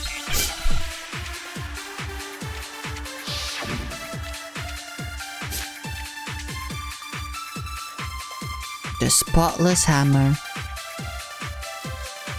What was used to kill Hifumi? Was it Justice Hammer 3? Nope. Maybe Justice Hammer 4? Well, whatever it was, there's one thing we have to figure out. Yep. How was the culprit able to move around so freely with the weapon? How did nobody witness them carrying it? Sounds like a Justice Hammer 5 is about to make it. Nope. What? Oh. Shoot. I'm stupid, chat. I don't know what I'm doing. Okay. What was used to kill Hifumi? Was it Justice Hammer 3? Maybe Justice Hammer 4? Or is it Justice Hammer 5? Or Justice Hammer 6? One thing we have to figure out. How was the culprit able to move around so freely with the weapon? How did nobody witness them carrying it? Sounds like a Justice Hammer 5 is about to Okay. Check out murdergear.com/hammertime for more info. Well, one thing seems pretty clear. The murder weapon had to be one of the Justice Hammers. Nope. Fuck you, Yasuno.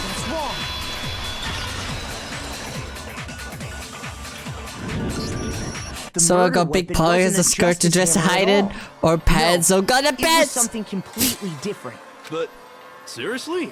A different weapon? Specifically, a hammer from the repository.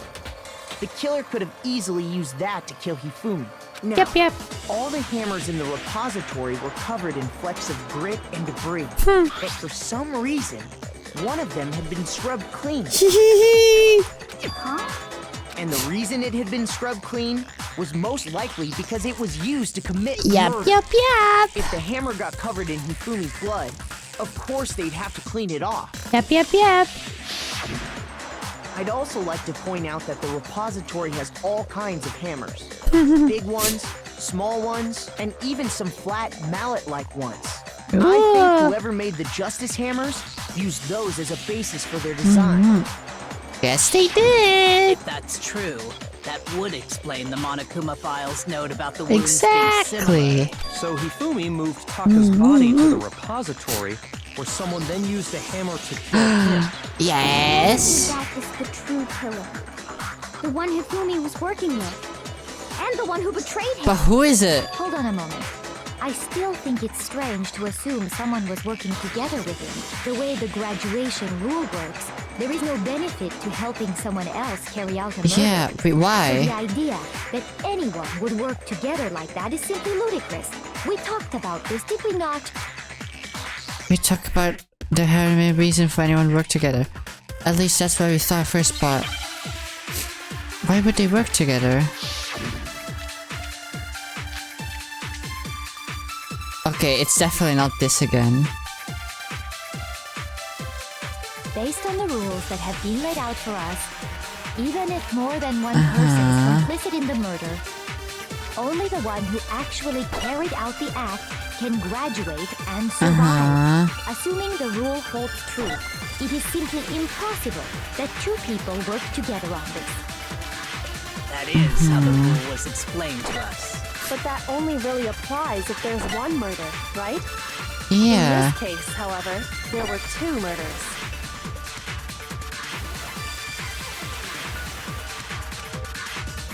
Based on the rules that have been laid out for us, even if more than one person is complicit in the murder, only So the they one didn't who work actually together? carried out the act can graduate. I think and we need to survive. get Kyoko's Assuming thing. the rule holds true, it is simply impossible that two people work together on this. That is how the rule was explained to us. But that only really applies if there's one murder, right? In this case, however, there were two murders. There you go. 2 murders. And when we're there, we shoot Celeste thing. Based on the rules that have been laid out for us, even if more than one person is complicit in the murder, only the one who actually carried out the act can graduate and survive. Assuming the rule holds true, it is simply impossible. Die, bitch! Since there were 2 murders, it's at least plausible that more than one person was involved. What do you mean? If there'd only been one murder, then yes, the idea of an accomplice isn't really worth considering. Naturally, if only one person can be saved per murder, an accomplice has no risk versus reward benefit. Risk versus reward benefit? The payoff for working together. The reward that balances out the risk of taking part in a scheme. There's no point in being someone's accomplice if there's no benefit to you. Yeah. However, if there were some potential mutual reward for the risk, then cooperation becomes possible. You're saying that 2 people could act as each other's accomplices to commit 2 separate murders. I think that's what the true killer told Hifumi. They would each have an accomplice for their crime. And based on the case's events, Hifumi would have been the first one to act, murdering Taka. They made him carry out the first murder so he couldn't back out of helping them later on. So in this case, there wasn't one single person committing multiple murders. Instead, each person killed someone, creating 2 separate incidents. And it only looked like one person because that's how the true killer designed it to look. A single suspicious individual, a similar weapon used in each crime, disappearing bodies. By creating one seamless set of circumstances, they made it look like one person was behind it all. The mastermind picked their target and managed to convince him to go along with their plan. And then, to avoid the no accomplices rule, they simply killed their accomplice. Which, if true, means that betraying Hifumi was part of the plan from the very beginning. That's just awful. I wonder who. So, I can't help but admire its cunning. Still, their choice of accomplice seems odd. The effort made to convince us the 2 murders were the same. That was the main character's design. Kyoko must have noticed that from the very beginning. Which is why she has said not to look at this as a series of connected events, but entirely separate incident. Kyoko really is amazing, although when you think about it, she's almost too amazing. Like, it's almost natural how good she is at this. I understand how an accomplice So she's just a girl boss. She slays. That's problem numero uno right now. The true killer manipulated Hifumi to carry out a number of actions, and in the end, murdered him. In the debate up to now, the way the case has folded, really consider that there's really only one person who seems to fit. I wonder who. Ooh, it's definitely Celeste. She's been so fucking suspicious from the beginning. Here's my answer. It was Celeste. So I'm the suspicious individual now, am I? I really do hate this kind of joke. A joke? I wonder. So what you are saying, then, is that I specifically chose to work together with Hifumi. The idea that I would choose to spend any amount of time interacting with him, that I would go within 10 feet of that Shit for brains, that lazy, worthless, goddamn idiot! And she's switching up. Pardonnez-moi. Just to be clear, there is evidence to support it. Is that so? It is. Throughout the investigation, She's there was so certain funny. behavior that was common only to the 2 of you. Considering what we've learned so far, it only further proves that the 2 of you were working together. What is the screaming, the countering, the submission, the paper hit? Where is that? Both. I got it! That one. The behavior they had in common has to do with the suspicious individual in the suit, doesn't it? The only ones who ever actually saw Robo-Justice firsthand were Celeste and Hifumi. Yep. The adults are talking now. Huh? Sorry. What? As he said, only Celeste and He's Hifumi mad with ever taking laid the eyes on spotlight. costumed individual. If we accept that Hifumi was one of the culprits, we can't help but suspect what Celeste has said as well. Are you saying everything they told us was a lie? After taking Hifumi to the nurse's office, we all began our search for this individual, correct? And not too long after that, do you remember what Celeste said? I saw a shadow of something moving around at the top of the stairs. We headed to the second floor specifically because of what she claimed to have seen. Yep. Next, to draw us all to the physics lab up on the third floor, she let out a blood-curdling scream. And when we'd all come to see what was wrong, what was it she said? Says what's wrong? That was a rather test scream for someone like you. I saw him, this strange costume man. He ran off as soon as I screamed. I was blocking the stairs, so he headed further down into the hallway and disappeared. Once she'd done her job of getting us all up to the physics lab, it was time for her partner to get to work. Huh? What was that? I came out downstairs. It must have been Hifumi. He's in the nurse's office. This is bad. Ko, we have to go back. It was to get us to divide into 2 groups. So that we would discover both bodies at the same time? What? What? Okay. In fact, Celeste was precisely the one who proposed that we split up. Then why don't we split up into 2 groups? I'll lead the hunting party. That seems much more interesting. Well, you come with me to the nurse's office. I will leave the capture of the suspicious individual to ᴡᴏʟᴅ Sakura. Well, if Celeste and Hifumi were working together, all those chance events suddenly become connected. And on top of that piercing cry of yours early on.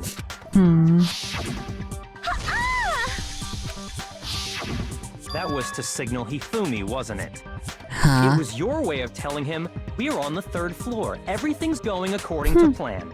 Why else would you let out a scream that could have carried across the sea? I just realized another strange thing. When we found Hifumi in the nurse's office, who we now know was only pretending to be dead. I certainly was not expecting this. I didn't imagine that Hifumi would be murdered. Celeste, you were the first one to say he'd been murdered. You wanted to make sure we wouldn't have any doubt in our minds. I don't believe it. Everything. The whole thing was one big act. Hina, you were with Celeste when Hifumi's body disappeared, right? Yeah. I was feeling kind of sick, so Celeste took me to the bathroom. Wait, then that was... She wasn't worried about you. She just saw a chance to help Hifumi sneak out of the nurse's office. Each piece isn't much by itself, but start putting them together and the picture gets very ugly indeed. And who discovered the bodies in the art room? That's why it was Celeste. Do you agree, Celeste? I have no idea what you mean. Don't bother trying to deny it. You made one fatal mistake. Oh, did I? I didn't even catch it myself when you first said it, but looking back, I can say that one little slip-up was your undoing. What are you talking about? I'm talking about what you said after Hifumi's body disappeared and we returned to the nurse's office. They must be really enjoying this. Enjoying the sight of us standing out fighting and confused. We're all going to die here. We're going to die here just like those guys did. I remember her saying that too, but I don't understand what is strange about it? Pay attention. Sakura, Toko, and I were first to discover Taka's body in the equipment. How did she know there was another dead body? Then Makoto showed up and told us Hifumi had been killed. So Sakura and I left with Makoto. Once we were in the hall, we ran into Celeste, and the 4 of us headed to the nurse's office. How did she know? Now, the entire time we were together, none of us said anything about Taka being dead. Think about it. Celeste's comment doesn't make sense. It was completely out of place. Yeah, I see what you're talking about. Although I don't really get what it means. You hear that, Celeste? Everyone's having some trouble understanding. Could you repeat what you said? If you're really not the culprit, you shouldn't have any problem repeating it, right? Oh, Byakuya's pissed. Because he feels outplayed by her. Oh, is the little pet's ego hurt by the woman? Aww. Why was alluding to? She knew that he was dead even though he didn't tell her. Monokuma File 3. All I said was, they must really be enjoying this. Enjoying the sight of us standing around, frightened and confused. They must be positively elated. We are all going to die here. We are going to die, just like those guys died. And that is all I said. And that's all it takes to finish this. It's obvious. It is so obvious. What was so strange about Celeste's comment? What? Oh, I need to get his so strange thing. Okay. Okay, we can do this. We can do this, chat. We can do this! God, I love this game so much. It's so good. They must really be enjoying this. Enjoying the sight of us standing around, frightened and confused. They must be positively elated. We are all going to die here. We are going to die, just like those guys died. And that is all I said. And that's all it takes to finish this. It's obvious, isn't it? What was so strange about Celeste's comment? I wonder what was so strange. Oh, it's almost as if... Okay, let's do this. Let's go. They must really be enjoying this. Enjoying the sight of us standing around, frightened and confused. They must be positively elated. We are all going to die here. We are going to die, just like those...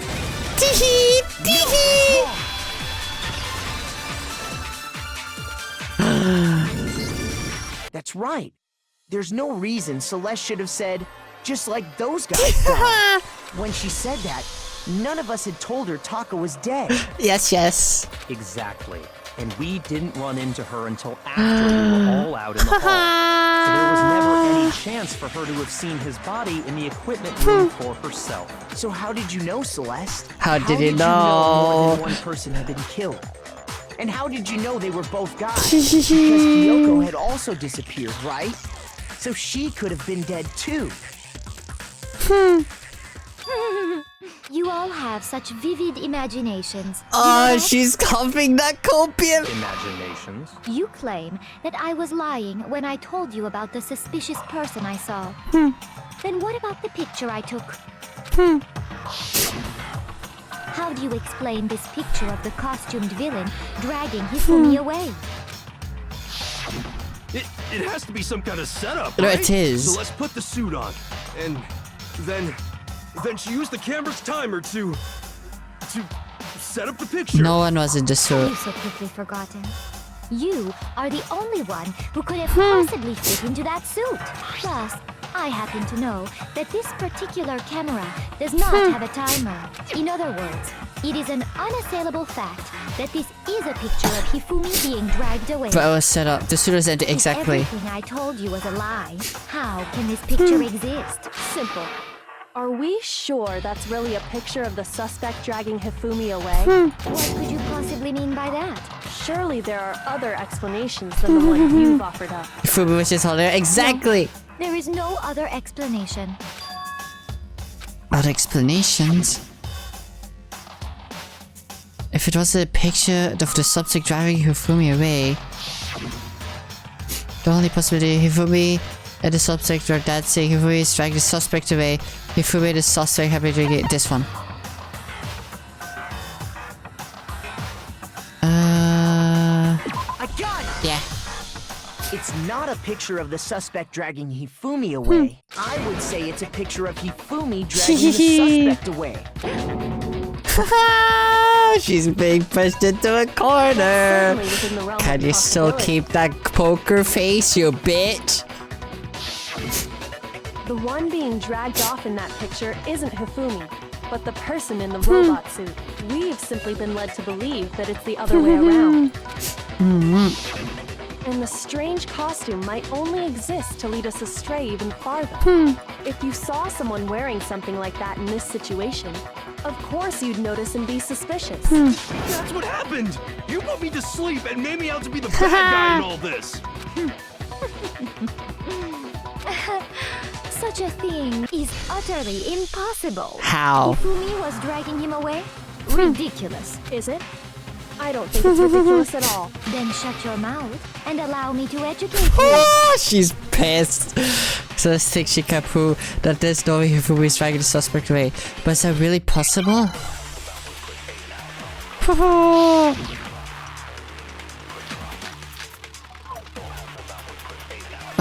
What about Justice Blueprints? The blueprints, I think. You dressed me up in that suit after I passed out.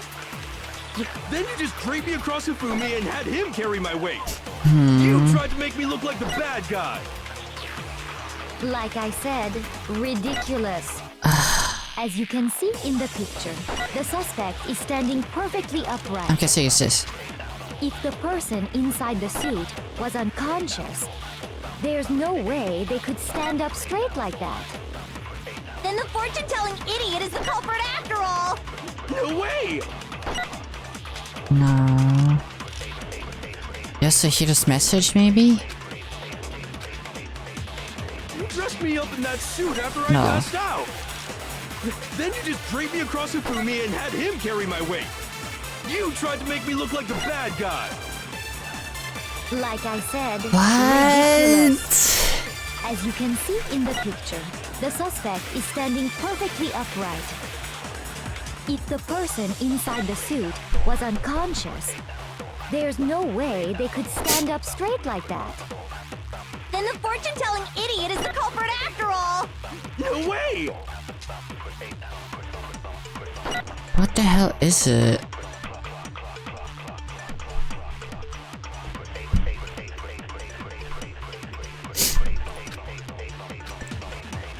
Dressed me up in that suit after I passed out. Then you just draped me across Hifumi and had him carry my weight. You tried to make me look like the bad guy. Like I said, ridiculous. Why? I don't get it. What? The suspect is standing perfectly upright. If the person inside the suit was unconscious, there's no way they could stand up straight like that. Then the fortune-telling idiot is the culprit after all! No way! No. What is Yasuhiro's message? This is a note that Yasuhiro wrote to get everyone to read the Dino, because Dino says. Okay. The blueprints. These are the blueprints for which are finding, which have a different handwriting. And what about the costume? The robot Yasuhiro could have possibly fitted the costume. In addition, a wearer would not be able to see. Oh, okay, it's probably this. Yeah. You dressed me up in that suit after I passed out. Then you just draped me across Hifumi and had him carry Okay, now my I know weight. which one to do. You tried to make me look like the bad guy. Like I said, ridiculous. As you can see in the picture, the suspect is standing perfectly upright. If the person inside the suit was unconscious, there's no way they could stand up straight. Fuck you! Fuck you! No, that's wrong.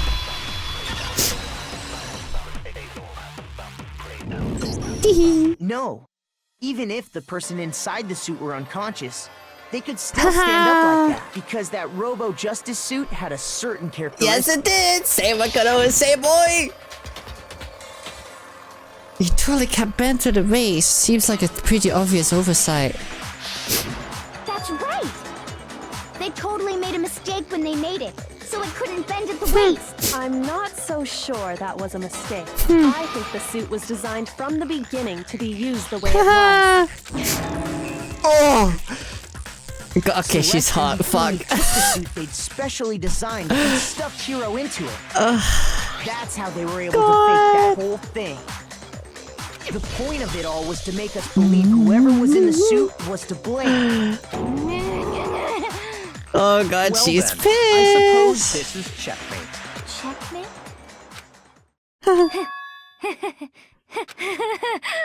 She's about to lose her shit. Don't make me laugh, you idiot! What do you mean, checkmate? Celeste? Clearly, you want to cram me into your little guilty box. Well, there's one little problem. Have you already forgotten what Hifumi told us as he lay dying? Wait, who was it? Who attacked you? Who tried to kill you? Who killed me? That's right, I remember the name. Yasuhiro. When we asked him who had attacked him, his answer was quite clear, was it not? He said, and I quote, Yasuhiro. In other words, Yasuhiro Hakakure! Right, but my name isn't really Yasuhiro. It's actually Taro. Your confusing statements don't make any sense. You're only making things more complicated. He did say Yasuhiro, but are we sure he was really pointing the finger at Hiro? What the hell are you talking about?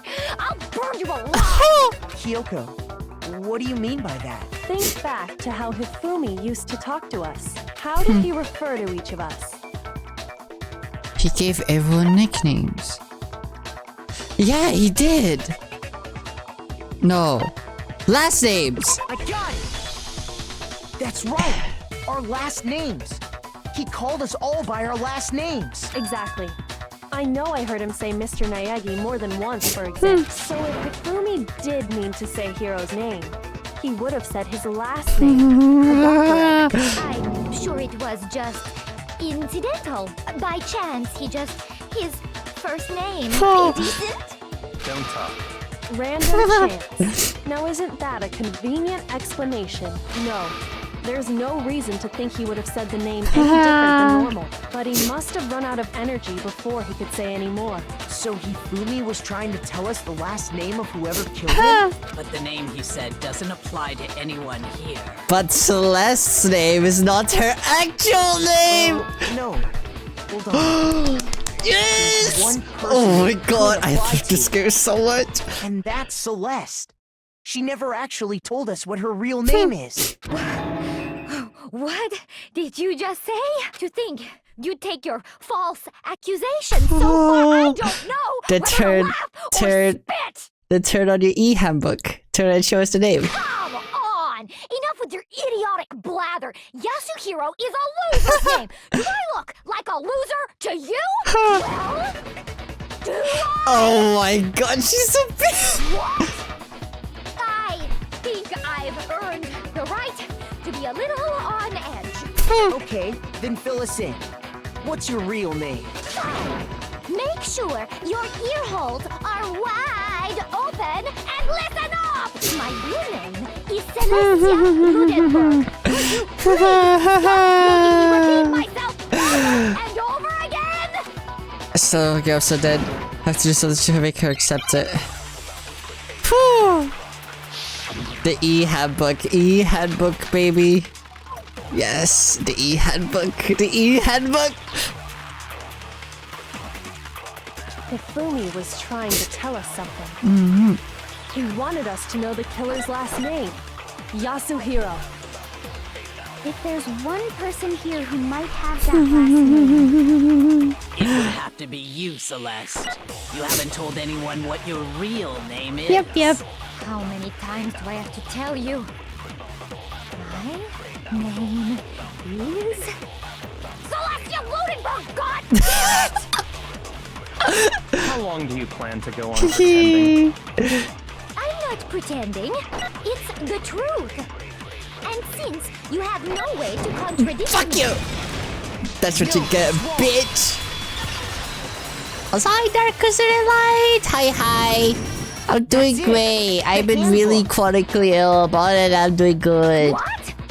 Anytime you turn your handbook on, it shows the owner's name Yes, when it boots up, right? does. Monokuma told us all about it before.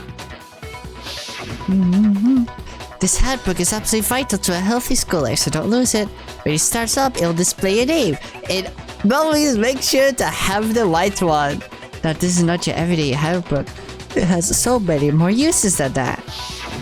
So all we have to do is check our handbook, and that'll clear up everything. Yes, it's real. That's how we can find out Celeste's real name. That's an invasion of privacy. I refuse to cooperate. Celeste, can you please just tell us what really happened? Please, just tell us. Even when I'm put in check, it's just my nature not to give up. Because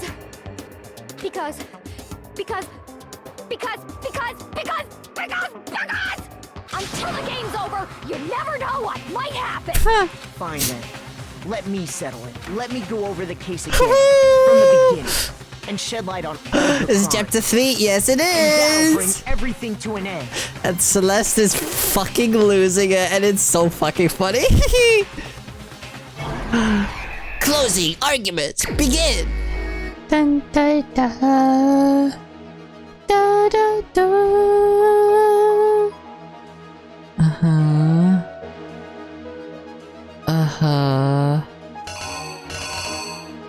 Okay, wait, why is this here?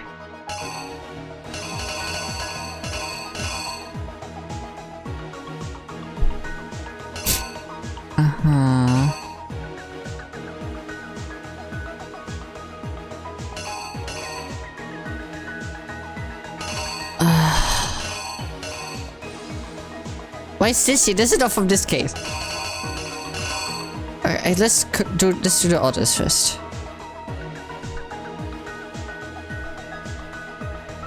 Yeah.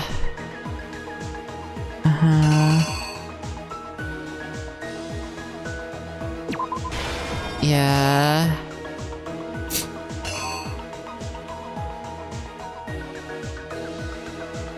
Yeah. That there.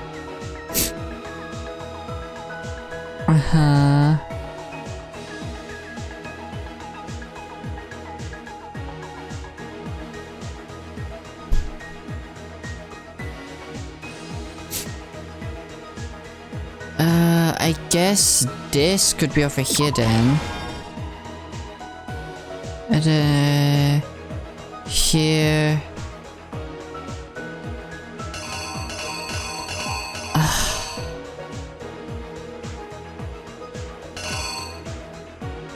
No.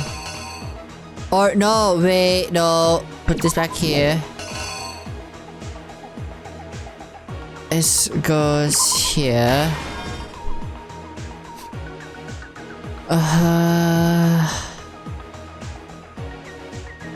And yes, at that time.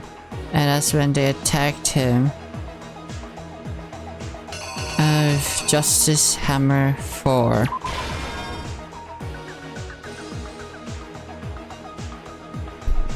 Yeah. And then this happened.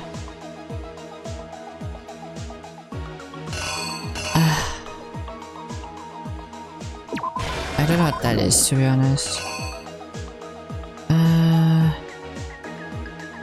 Just have it, yeah.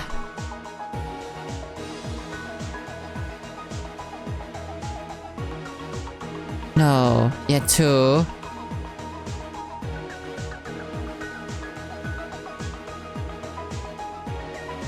And then 3.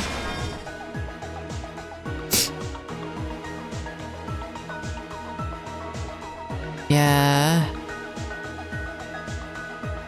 But then he goes over to that place and pushes over. And at the very end, Celeste kills Hifumi.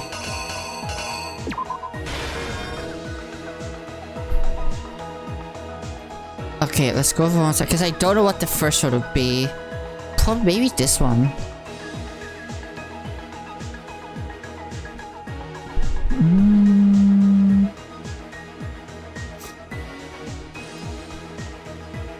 I'll put this here for now. Yes, okay. Yeah. Okay, I think I did it. Exactly what happened. I did it. Before anything, the killer persuaded someone to help Let's carry go. out the murder. And that person was Hifumi! Hifumi. With an accomplice, the killer was able to execute a number of otherwise impossible schemes. Hell yeah. It was 1 a.m. Tick, tick. First, they convinced someone to meet them in the rec room last night at 1 in the morning. And then they drugged him. That someone they met with was Hiro. The murderous duo intended to pass Hiro off as the prime suspect. So when they met up with him, Yep. they drugged him, knocked him out, and stuffed him into the Robo Justice suit. Click, click. Next, he positioned himself to make it look like Robo Justice was attacking him. Hell While yeah. The killer used a digital camera to take pictures of the assault. It is like the man of the living and the departed. Hi. How are you? Hey, the music for how good is... It was at this point. Yes, They did why? all this just to create evidence that would put the suspicion on Hiro. Yes. When they were done with him, they shoved him, still unconscious, into the pool room lobby. Hell yeah. And then finally, at 6 a.m., they moved into the murder phase of their plan. They called Taka to the equipment room. Boop. Whack. And that's where Hifumi killed him, making it the scene of the first murder. The murder weapon was Justice Hammer 4, which was left there in the equipment room. Yes, it the reason was. Hammer number 4 was used was to create confusion about the order of the crimes. Yes, it was. God, I love this game. So, next they falsified 2 more assault incidents. For these attacks, the killers pretended to be the victims to solidify Robo Justice as the suspect. The first fake incident was the attack in the rec room. There, the killers wanted us to see Justice Hammer 1 and the Robo Justice pictures they'd taken. They wanted to make sure we bought the surprise attack story. The second fake incident was the attack in the library. This time, they planted Justice Hammer 2 and an injured Hifumi to sell us that story. With these 2 incidents, the killers were able to create a certain preconception in our minds. That Yes, the they suspect did. was increasing the size of the hammers and attacking people in order as they did. Yes, We they fell right into their did. trap and started looking for the suspect based on that. But Slide. Boop, boop, boop. It's Justice Hammer 2. Nurse's office. while we did that, we left Hifumi alone in the nurse's office. This was exactly what Hifumi was hoping for. Blood. His magical girl transformation. And Justice Hammer 3 and turned the room into a crime scene in which he himself had apparently been brutally murdered. He let out a scream to draw us back, and when we returned, that's what we found. Meanwhile, the other group that had been out searching found Taka's body at the same time. Yes, they did. So when we heard the body discovery announcement, we naturally assumed it was for Hifumi. Whoop, whoop. We left the nurse's office, and Hifumi once again took advantage of the situation. Hell He simply yeah. got up and made his escape. When we learned his body had disappeared, we all rushed back to the nurse's office. Gotta go back home to rest of the street. Everyone's day goes lovely, so I've stayed long. It's okay. Thanks for coming by. Thank you. Good luck with what you're doing. Or like, have fun. And once again, Hifumi had the chance he was waiting for. This God, time, I love this game he so snuck much. into the equipment room. And then he covered Taka's body and took him away. He wrapped Taka's body in a tarp and Yes, used they the dolly to move it all the way did. down to the repository. That explains how each of the bodies disappeared. But even Hifumi didn't know what the true killer had in mind for their final act.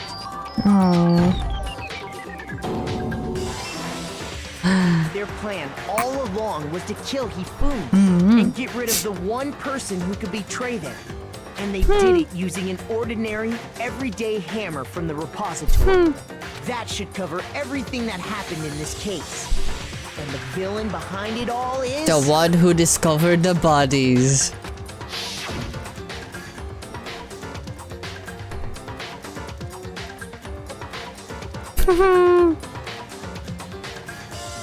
Why is it so slow?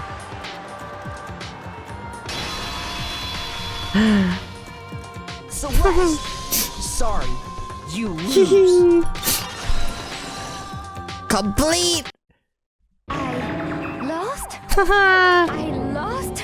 When was the last time I was forced to utter such words? They hang heavy around my neck. Then you admit it? You're the killer? Listen to you, trying to take charge, as if you're my private instructor. I, Celestia Ludenberg. Actually, no. Taiko Yasuhiro is fine. Oh, she sounds so different. So, you finally accepted it. I'm the kind of person, once I've lost, I don't like things to drag on. Interesting.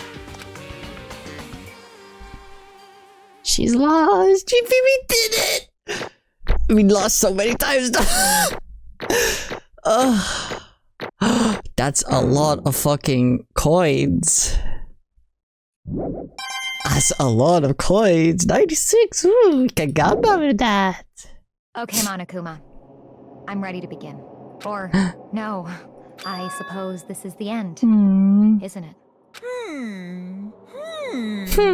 It is indeed the moment we've all been waiting for. Time to vote. Okay.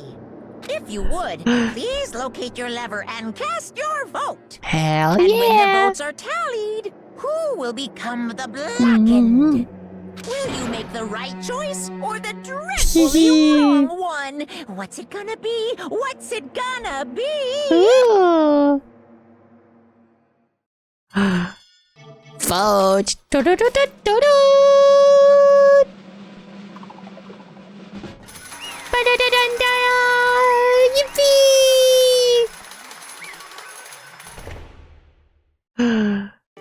That's such a good case. It's basically a formality at this point, but once again, you're totally correct. The back of this time, the true killer who devised the whole stinking scheme was Celestia Ludenberg, or more precisely, Taiko Yasuhiro. Honestly. I lost. That sucks. I guess trying to work with someone else was a mistake after all. Hifumi's ineptitude was beyond all my calculations. I knew it. So you really did approach Hifumi with this plan. But how did you get him to agree? I can't imagine he would have happily agreed to commit murder. I'm sure she relied on her specialty, lying. My specialty? Don't make me laugh. I didn't have to lie to get him to agree. So then... Then, did you use, you know... I knew you'd figure it out, Kyoko. You're absolutely right. To get Hifumi to act as my accomplice, I used them. For everyone who's still left, I'll avoid mentioning it by name, but it was the one thing Hifumi and Taka were both super into. Does she mean... Is she talking about alter ego? Say what? What are you talking about? Just a second. Don't interrupt, we're in the middle of a very important conversation here. I'm totally in the loop, as usual. How sad. In other words... Then you're the one who stole it? That's right. I see. And you used it to drag Hifumi into the plan you'd come up with. Right again. Last night, after we had our meeting about how it disappeared, I paid Hifumi a little visit. So what are you doing here? Actually... I was hoping I could talk to you alone. It's about what was stolen. I know who did it. What? What? Are you okay It with was this? Taka. He stole it. What? So And I have proof. Would you like to see? So that I found the use for the digital camera. I take it you know what to Taka's room earlier and took pictures of it there. I deleted the picture as soon as I showed it to Hifumi, of course. Damnation! So it was him! But how did he do it? They were supposed to yell if either of us got close to them. Characters who Taka forced me to steal it. Say What? As for me, Please forgive me. He threatened me. He did? As for me, He came to you last night unannounced, and then it's hard for me to even say. He agreed. Okay, Jesus Christ. What? And he took pictures. He said if I didn't do as he asked, he would show them to everyone. So I had no choice. Jesus fucking Christ, that's dark. I mean, I knew he got a little crazy, but never imagined he would go that far. It was amazing how completely he bought it. I can't express how enjoyable that was. I'm about to say something I never said before in my life. I'm going to kill him. I'm going to fucking kill him. most I mean, please, if you go now, you will play right into his hands. Huh? actually, Taka's planning to use them to escape. And if he has made you his target, escape, you don't mean Taka's going to try and kill you. What? indeed. And also he can keep them to himself. That bastard! Bastard! Honestly, Can we allow him to continue with these barbaric acts? Absolutely not. How could I? They I swear! I've deceived them! actually, Would you like to join with me? It just happens I've come up with a plan. Huh? I've decided a way to reclaim what he has stolen and escape this dreadful school. With that, it is complete. What's he talking about? Oh, nothing. If I agreed without a second thought, the effect that I had on him was remarkable. The power of love, even love was twisted that can still drive people mad, it would seem. You disgust me. I see. I have another question for you. Was that strange costume Hifumi's creation? indeed. Yeah, it was a real pain in the butt too. All I asked him to do was make something to hide the face and general body size. I had no idea he'd make something like that. But it's my fault for picking him in the first place. So why did you decide to make me the suspect? Because you're stupid. That's it? Let's see. And in that regard, I made the right choice. I'm so glad your stupidity surpassed my every expectation. Life must have been tough on your parents though. I feel like I could cry. But when you explained your plan to Fumi, how did you explain the part about him playing dead? What she's asking is what was Hiroshi supposed to do after that, assuming that you had actually let him live. Are you okay That's with simple. After he did his part and pretended to be dead, once someone showed up, I told him to say he'd be seriously wounded. He was on the verge of death, but he just barely held on. And he really believed that? Well, of course. There was none of us to it. As I explained to Hifumi, the plan was... Well, your question about what had happened to him, I was going to murder someone else.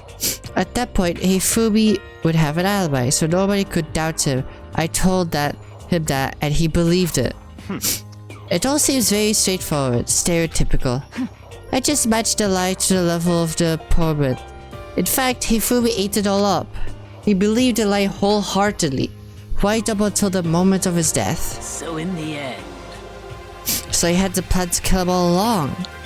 But of course, there would have been no point to my plan if the one who pretended to be dead did not end up dead himself. What the heck? How could human life mean so little to you? Well, That's a non-issue. I simply did everything in my power to win. Don't be mean! Now you sound like Byakuya. I wonder about that. No, he derives his pleasure from the thrill of the hunt. In that aspect, we are nothing alike. Why? Then what made you take things this far? What the heck? Was it really just for money? Are you talking about the 10 million does want to go for us? That is a lot of money, it's true. But that's not there is to it. From the moment our new life began, my only thought has been escape. But all along, you've been saying how we have to accept living here. You little bitch. Obviously, that was a lie. Yeah. Hey. I couldn't take it. I hated it from day one. More than anyone else in here. I wanted to get out. Every day was fresh torture. And you wanna know why, huh? This is fine. Because I had a dream. And accepting a life here would have meant nothing less than giving up on that dream forever. Honestly. And there was no way that I could ever do that. In the underground world of gambling, I risked my life to make a metaphorical killing. As for me... And it was all for that dream. And that dream of yours is... Isn't it wonderful? To live in a human Picasso. She is so real! She's so real. God, fuck. I would want to live in a human Picasso too. And to get a handsome men from all around the world to serve as my butlers / bodyguards. She's so real. This is me, but instead of men, all women. I was going to make them dress up like vampires and satisfy my every need. And once I obtained that, I would have created a perfectly aesthetic world of decadence. This is fine. Living the rest of my life there was my only dream. My only goal. That's what life is all about. Combined with my own weddings, Monaco's $10 million would have made that dream a reality. For that you're missing top energy? Shut the fuck up. I got right to the edge, but... There is nothing to be done. Unfortunately, my dream has been scattered to the wind. Still, I don't have any regrets. I pursued my dream to the very end, so why would I? Just the worst. You sound so passionate, but you're really able to kill your old friends for it? Oh. Are you asking me to feel guilty? That's a pointless endeavor. I think nothing of sacrificing others for my own needs. I feel nothing. Do you understand? That's all there is to me. That's what makes me complete. Isn't it terrifying how different our values are? There's simply no room for understanding. What is this? That's what we should be saying. And plus, how could you be so calm? Don't you realize you're about to die? Why aren't you scared? My ability to lie is unrivaled, and I take pride in that. It's not just other people. I can even feel my own emotions. The conscious deceives the unconscious. And that's why you're not scared? Yes, indeed. That's right. I don't fear death. Call me however you like. But you know, if I could be reincarnated, if I had a choice, then... Isn't it wonderful? I think I would like to come back as Marie Antoinette. Hey. You just get executed again. Celeste smiled, and when she smiled, it looked to me like a poor effort to force it. She could fool her own feelings. But that statement itself must have made her final lie. And that weak fake smile is what betrayed her. Chills, kills! You all done? Okay, then let's get rolling. The black and disturbed the piece, and you must pay the price. Now then, I prepared a very special punishment for her, the ultimate gambler. Let's give it everything you got. It's punishment time. I guess I'll let Kyoko hold on to this. What? Huh. Will it really give you the hope you're looking for? I can't say I ever saw it that way. Which is why, actually, it's not important. Well then, take care, everyone. Bye, Perhaps we'll meet Celeste. again in another life.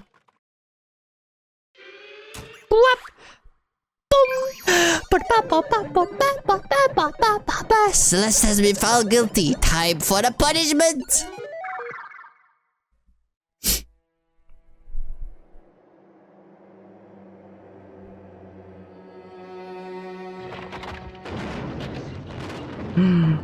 God, she's so pretty.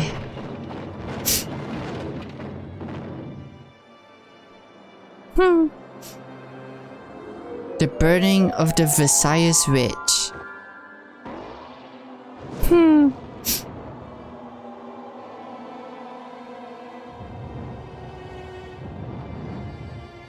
This is so slow. What the fuck?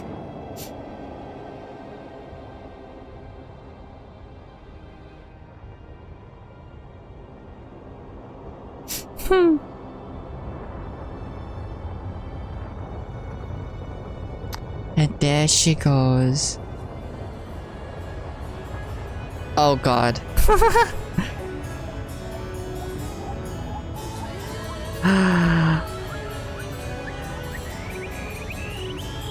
Oh, she's sweating. What? Bye bye.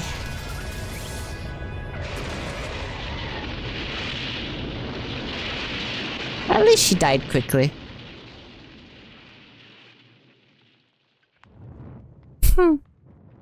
Yeah. ᴊᴏʀᴅ. You did a good job. You did a good job, buddy. Chwakun. She got isekai'd. It's over. The third execution is over. Celeste's death is over. Seska my friend, so I can't pity her, but also can't deny that at one point I considered her a friend too. And for him to just come along and... Isn't it just awful? Someone could be free of their regrets for the outside world, and some more people had to die. Extreme! You guys are still young. You need to place more value in your life. What are you gonna do? Jeez, and here I thought you guys were gonna pass the torch of hope to the next generation. Let me out of here! But what do I care about hope? I'll throw it in the trash if you just let me out of here. Too bad. You're all the embodiments of hope, whether you like it or not. It is my destiny to knock you down one by one. It's sad, yes it is, but that reality just can't be avoided. Don't talk like you're not responsible. Oh, wait. How long are you gonna make us keep going through this? What do you want from us? God, I'm so sick of people asking me that. Give it a rest already. So anyway, Hugo, did I see you? See you as some kind of key type object from Celeste? Hey! So what's the deal with that? What? What's the matter? So then... I'll answer your question if you answer mine. What did you do? What did you do to me? What? Answer me, what did you do to my body? Oh, but jeez! Oh, jeez! Oh, man, oh, jeez! What do you mean, what did I do? I have no idea! I don't know anything about it! What was that just now? The master did something to Kyoko's body. What does that mean? Okay, then things are getting kinda awkward. I think it's about time I got out of here. Bye-bye! Meanwhile, you guys can go enjoy your school life. If you get lonely, give me a shout. Not that I'll do anything about it, of course. See ya later! See you later! Arakuma disappeared, leaving us depressed and in despair. Although it wasn't all despair, there was one small hope. Baruko already mentioned it, but what's the key that Celeste gave you? So... Most likely, it's the key to one of the dressing room lockers. Huh? What did that mean? So it probably headed to there. Hey. I suppose sometimes it's easiest to miss what's right beneath your nose. Well then, we better go check. Indeed. Good idea. Let's go check! We left the courtroom and rushed to the dressing room. As we approached the dressing room, Kyokyo looked back at us and said, Hey. I'm going to go on alone from here. Everyone else head to the dining hall. I'll check in with you later. What? Why exactly are you going alone? So... Do you even have to ask? As she spoke, she glanced quickly at the surveillance camera. Come on. That's not what I mean. Why you? There's still the risk of a spy, you know. Then I'll go too. What? You? Please let me go. Saying you're arguing is just going to draw more attention to us. Goodbye. Do whatever you want. Thank you, Byakuya. Well, then. That is up to you now. I'll go to the dining hall, okay? Okay. So Makoto Kyoko gonna go to... Oi, get your head out of the gutter! That's not what I think it means. Good luck, Makoto. Girls like her are total pushovers when you share a little backbone. Thank you for the advice, Yasuhina. I have to forget what Tina said. Everyone headed to the dining hall, leaving me and Kyoko there alone. Shall we go? Let's go. So then. To get that locker, Kyoko took the key had given her and unlocked the locker. And the locker swung open as she saw. Hello! It's been a while, hasn't it? It's safe, thank goodness. I never heard Kyoko sound so relieved. It was like she was speaking from the bottom of her. Aww. And it's just what Celeste asked. I didn't say a word. I stayed quiet the entire time. Oh, and I think I might be able to open the last of the file soon, maybe as early as tomorrow. I'll do your best, so please wait just a while longer. So now we can officially say the case is closed. As far as this incident is concerned, sure, but can we take a second? Since we have this opportunity, I want you to be honest with me. Kyoko, what are you trying to do on your... What are you trying to do all on your own here at the school? Is that why you wanted to come here with me? However... Regardless, that's something you need to know right now. I don't need to know? That just makes me even more worried. What? Worried? Like, what happened during the investigation this time? You disappeared. We didn't see you again. Without warning, without explanation. Why do you do that? Indeed. So that they think I'm the mastermind spy, right? And you too. No! I believe in you. What? You believe in me? It's so obvious people believe in their friends, right? That's why I want you to tell me. Oh god. Also, Kyoko's so cute. I can't. And I want you to believe in me too, because we're friends. I understand. It's true. Maybe I can believe in you. Just a little bit more. Then... That's fine. Fine, I'll tell you. I'll tell you why I've been disappearing and where I've been going to. You see? What I heard from Kyoko did was... Well, frankly, it kind of blew my mind. After I told Kyoko I believe in her, she told me a story that was, well, almost unbelievable. I decided I had to confirm what she told me with my own two eyes, so I waited for nighttime to come, and when it did, I went into action.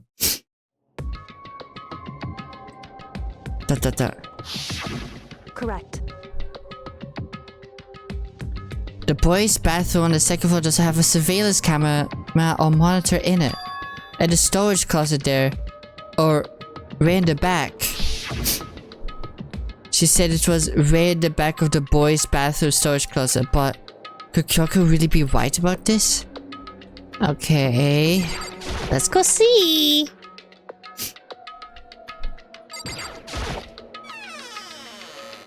It's a fake wall! Look, it looks different.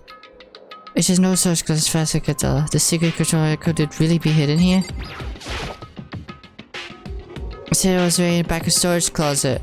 But I mean, seriously? Without thinking, I placed my hand on the back of the storage closet. Suddenly, I saw it was yanked in. Gashonk! At the same time as I heard that sound, I fell through the wall. I had no idea what was going on. What? I'd fallen through the back of the storage closet! Oh, huh? It turned out the back wall was like a revolving door, and I made my way to the other side! Just like Kyoko had said. Correct. In the boys' bathroom on the second floor, there's a storage closet. And the way in the back of that closet, there's a secret room. So this is the secret room. But what's in here? There's two things to check. Okay. Let's check this. First, there's a bunch of files that look like a volume after volume of yearbooks. They're all covered in dust. Looking at everything, one at the edge of the bookshelf caught my eye. Hopes here carries student registry? This is the only thing here not covered in dust. That's why I've been looking at it recently. I slipped the file to my hand, but before I had a chance to take a look at it, a slip of paper fell in the file and I turned my attention to it. You must not leave. What? You must not leave. That's kind of weird. I could understand if it was said like, I can't leave or you must not leave, but you must not leave? What is this? My head feels funny. This strange sensation. It's like deja vu. Those words, you must not leave. I've seen them somewhere before, but I can't quite remember. What do I know? What don't I know?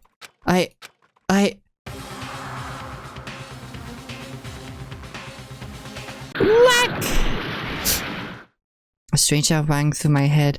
It felt like I was shaking my brain back and forth, and then darkness. I don't understand what's happening. I don't know what started it. It's all over. And I opened my eyes. I didn't know how long it had been.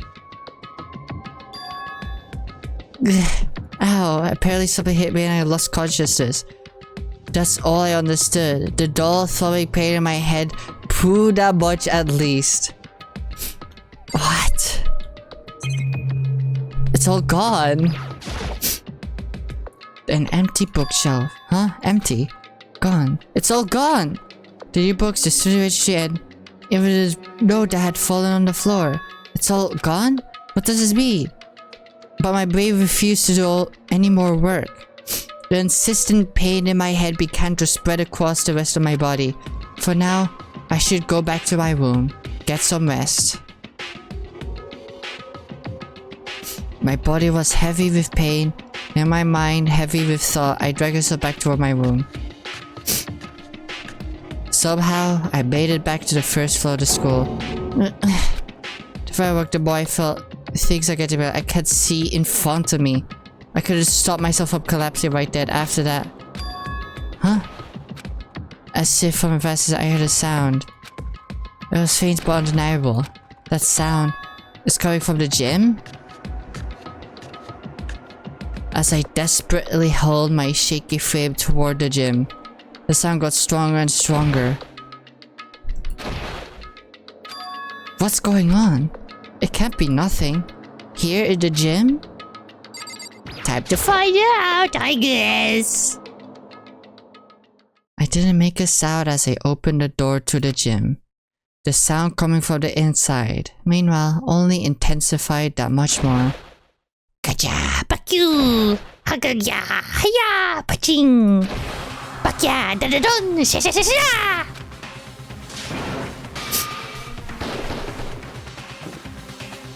What the fuck is up with that shot? What the fuck, Danganronpa? Okay. Before me, the rage battle beyond on anything humanly possible. One side's not human, that's for sure, but regardless, I couldn't stop staring. I forgot to move or even breathe. Why, what do you think you're doing? I asked you a question. What's the meaning of this? How dare you defy me? This wasn't part of the deal. The deal? The deal? I've made a decision. I will no longer retreat. No longer compromise. No longer regret. I've made my decision. I'm going to resist you. Okay, but you do realize what will happen if you go through with this, right? You haven't forgotten, have you? What I'm holding hostage? Aww. What am I looking at? What am I hearing? A hostage? They couldn't be. The mastermind spy is Sakura? Chapter 3. The next generation legend. Stand tall. Galactic hero. More dead people. All around me are dead faces. To be continued! Received Super Robo Justice present. Yes, save! Peek! Let's go! We finished the chat! We finished it. And with that, I think that's where I'm gonna end today's stream today, chat. That's where I'm gonna end today's stream. For everyone who's lurking, be sure to send a message in the chat so that the viewer counts can go up for the raid. And before I go, be sure to go follow me on Twitter, because that's where you see all my silly thoughts, little goofy thoughts, all the memes, all the big announcements. Soon I'm going to be making an announcement of something I'm working on. And be sure to go join the Discord server as well, because that's where we talk to each other and do community events. I'm thinking of doing a watch-along again soon. Yeah, if you don't chat, it decreases. It's something fucked with Twitch. Don't worry about it. Anyway, go join the Discord server. Again, as I said, I'm thinking of doing a watch-along soon again. So be sure to go join that if you haven't yet. And I have a YouTube channel as well where I post fully edited videos. That's why I post fully edited videos, chat. So be sure to go check that out on there. And then lastly, if you missed the stream, I have a VOD channel where you can find all my VODs, even from a year ago. So if you want to watch past VODs of this game specifically, you can go check that out on the VOD channel as well. Other than that, here is the raid message. So be sure to copy it, chat. Be sure to copy the raid message. And let us see who there is to raid. Let us see. Ooh. Rishi Po is live. I've never raided them before. Let's raid them. Okay. Start the raid. There we go. Okay. Anyway, wherever you are and whenever you're watching, I wish you have a good morning, good evening, and good night. Bye-bye. Bye-bye.